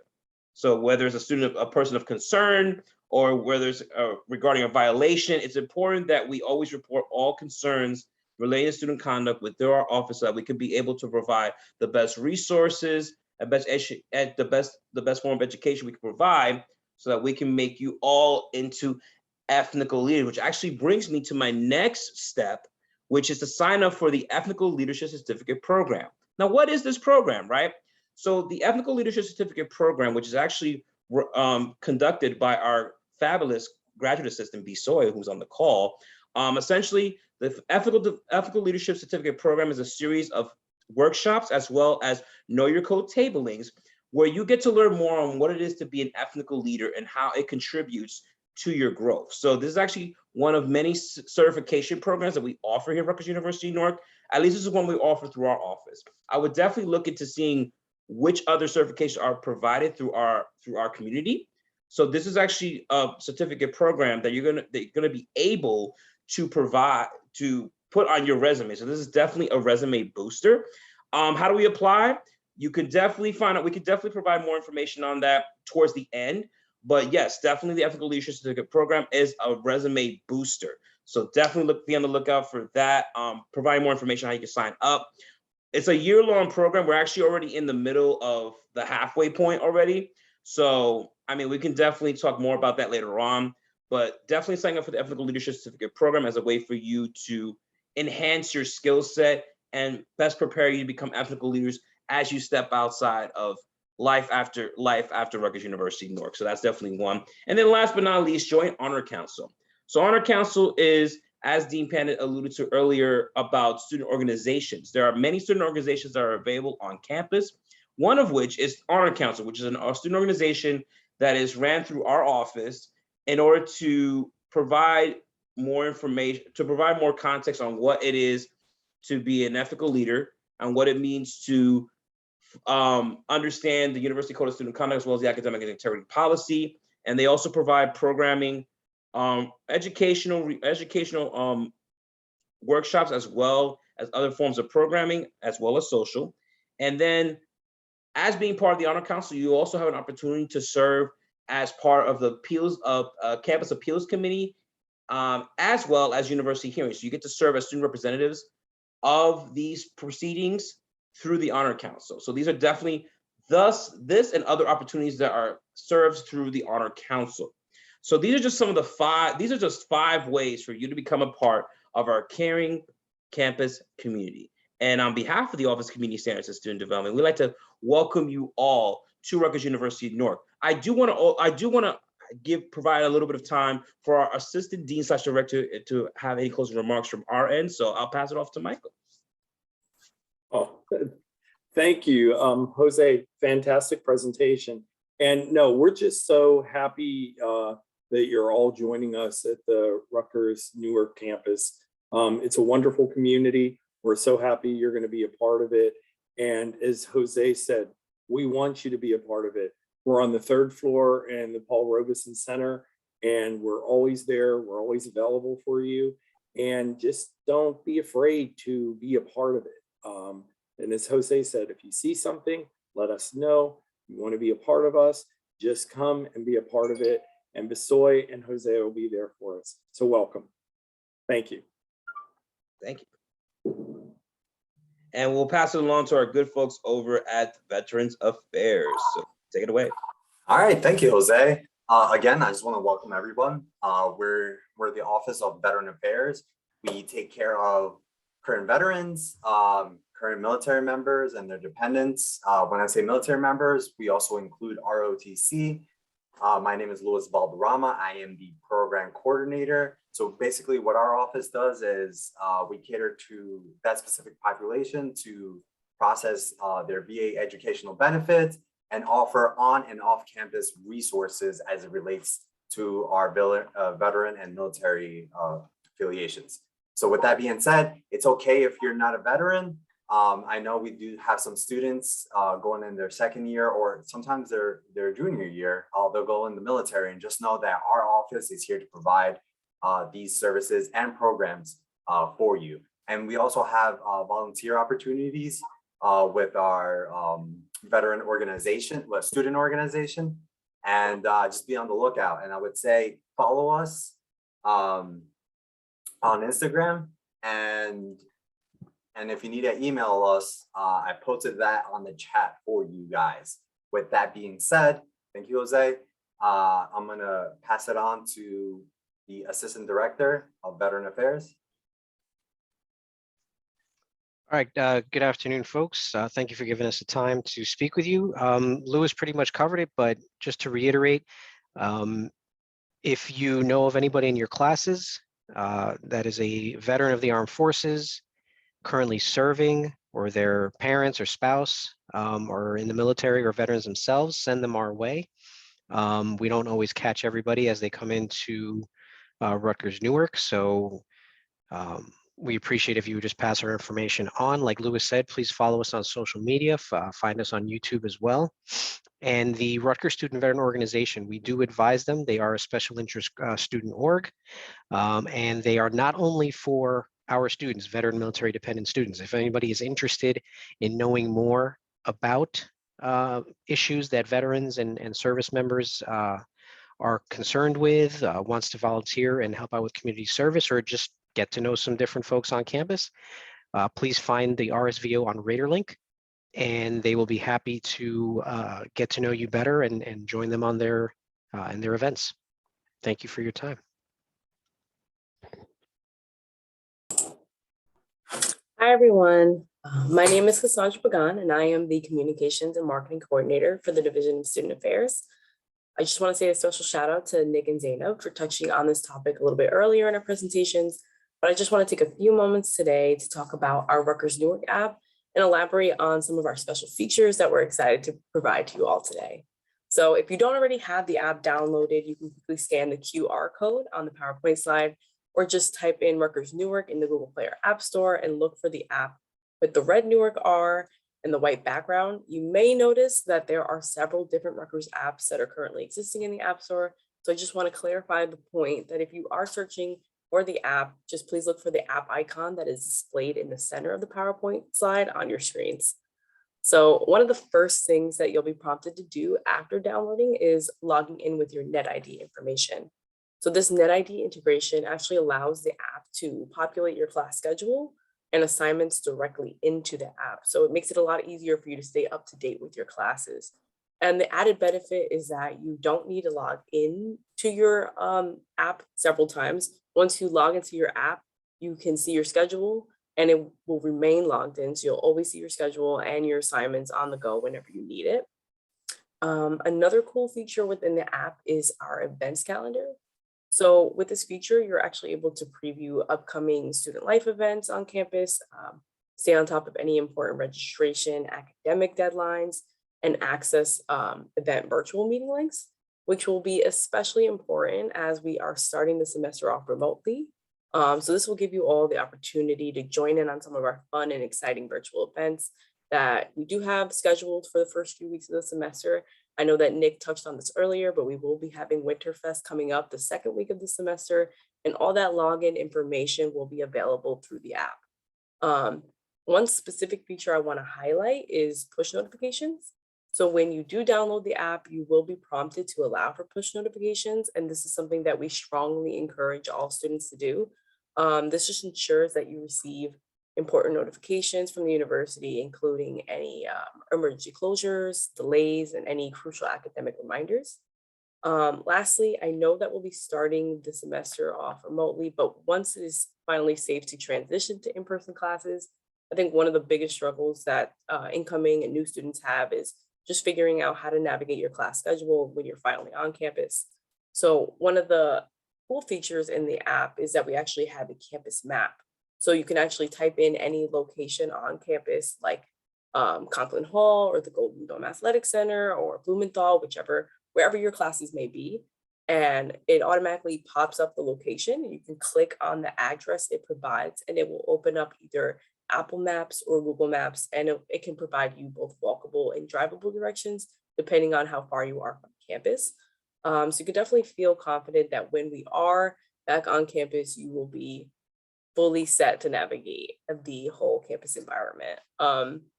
And we do make sure to update the app with new and relevant student content on a regular basis. So whenever we introduce any new features, we'll be sure to send you all notifications as these features become available. So I will go ahead and drop the link to the app just in case you guys missed it in the beginning of the presentations, but please feel free to add any questions about the app into the chat and I'll try to answer them as best to my ability. Thank you all for your patience and sticking through with us. And with that, I'll just turn it back over to Dean Pandit. Nick, I want to say we're at time, correct? We should move forward. We can go over. Yeah, go for it. Okay, so I guess thank you so much for that. So we have a couple of questions we want to ask you to wrap up the presentation. So if you can, please go to Slido once again, 174180. And we just have 2 quick questions that we want to go over, and then we can close out the presentation. Gary, do you want to share your screen at this point? Most definitely. I was personally cheering. I was like, yes, we're gonna do it. Okay, cool. So we have 2 questions we do want to ask you, and it's important we ask these 2 questions because we want to kind of get you back in that space as you're getting excited, but also just to make sure we've covered everything for today. Even though I know our fabulous OLs are gonna probably cover a lot of what we may be missing. So we're gonna get to this moment to share my screen, and I'm gonna share it eventually when I can do it. Cool, amazing. Okay, I'm doing that. Okay, y'all. So same thing. Basically, you're gonna see the first question we want to ask is, what excites you the most about your first semester at Rutgers? So Rutgers, is comprised of Rutgers-Newark, Rutgers-New Brunswick, and Camden, as well as our medical sciences and every other space. But we want to ask you, what about Rutgers in general gets you excited? So curious to know, learning, meeting new people, getting to meet new people, possible iPads being given. Okay, that's a new one. New school, new start, fresh start, learning, meet new people, starting a 2nd or 3rd degree. Okay, shout out for you with that goal. Getting to meet new people that share interests with, more organized teacher. Okay, so we got more organized faculty. Cute. Okay, hooking up. Okay, that's that's a social thing. That's real.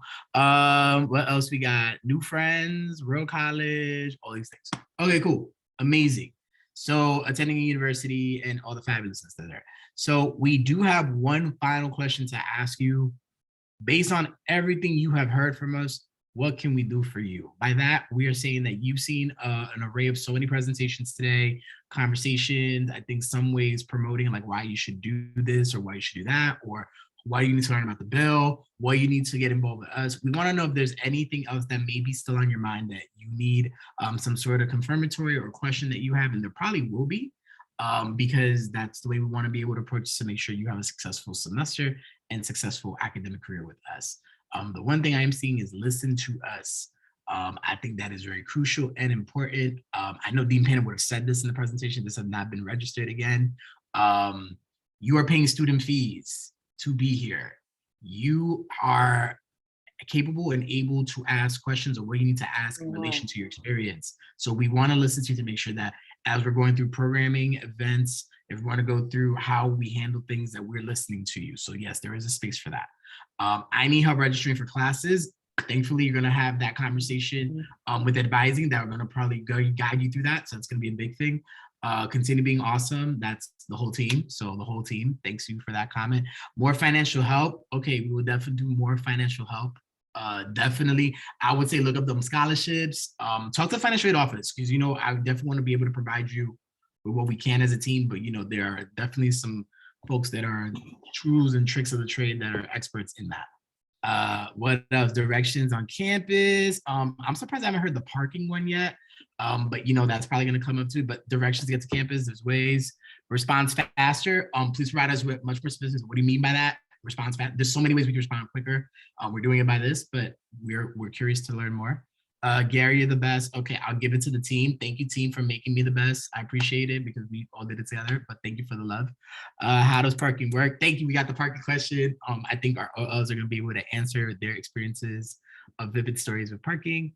And hold high standards, campus directions, needing, response factor, requirements, train, finalize, tasks.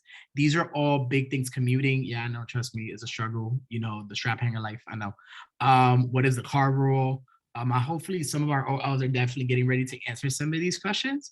But most definitely, I think the big thing is that we hope that we're here for you in any way possible. We still want to connect in any way possible with you. So please don't feel free to reach out to any one of us. And I think I saw an array of folks that identify with different identities singing the islands. I know there was a question with veterans too. Like there were some things there. So I think having that environment to come to us, I think will definitely get you on the right foot and get you starting off strong. But also remember that it's okay to give yourselves grace. Have fun with the experience. Know that you'll make mistakes because it's all part of the learning process. And we appreciate all of you for joining on. So at this point, I'm going to give it back to Dean Pandit to close this out. Much. Thanks a lot. And thanks for allowing a little extra time, Nick.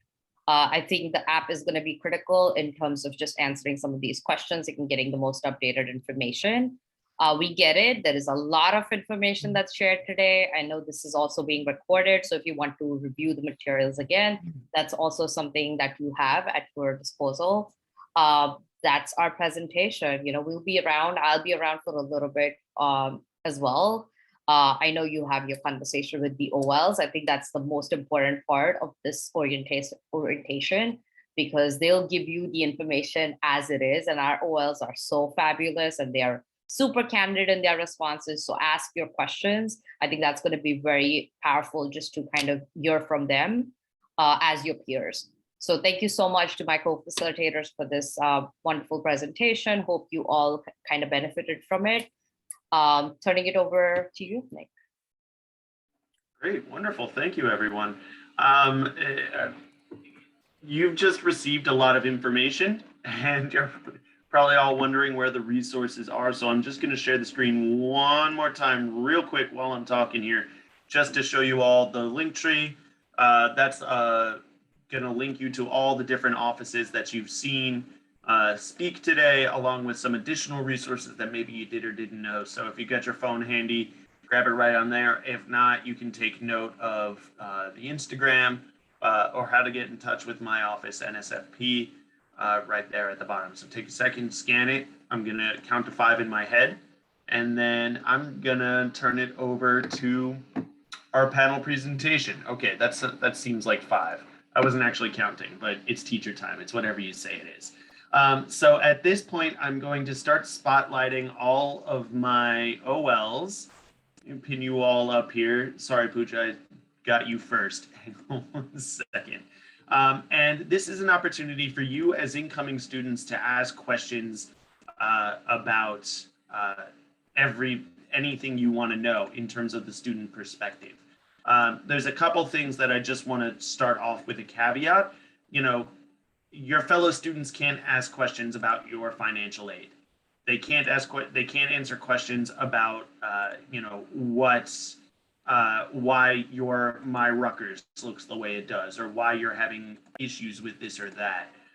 This is not the place for those questions. Those particular offices already exist, right? So the purpose of this panel is for you to get the inside dirt, the scoop, the hot goss, whatever it is that you're looking for in terms of the student experience. Like I said before, what the secret is to parking, how to deal with, a professor that maybe you're less than thrilled to have, right? All of those different options. This is the opportunity to sort of get those questions answered. We have about 20 minutes, so I'm going to ask it to be efficient with our questions, et cetera, try to make them succinct and to the point, the opposite of what I'm being right now. And with that, I'm going to ask everyone to just sort of use the hand raised feature or the chat function to ask a question. And we'll facilitate it from that. So if you have a question for our current student panel, raise your hand and I'll call on you, or you can drop it in the chat, although I'd prefer to hear your voice. So if you don't mind speaking up, that'd be great.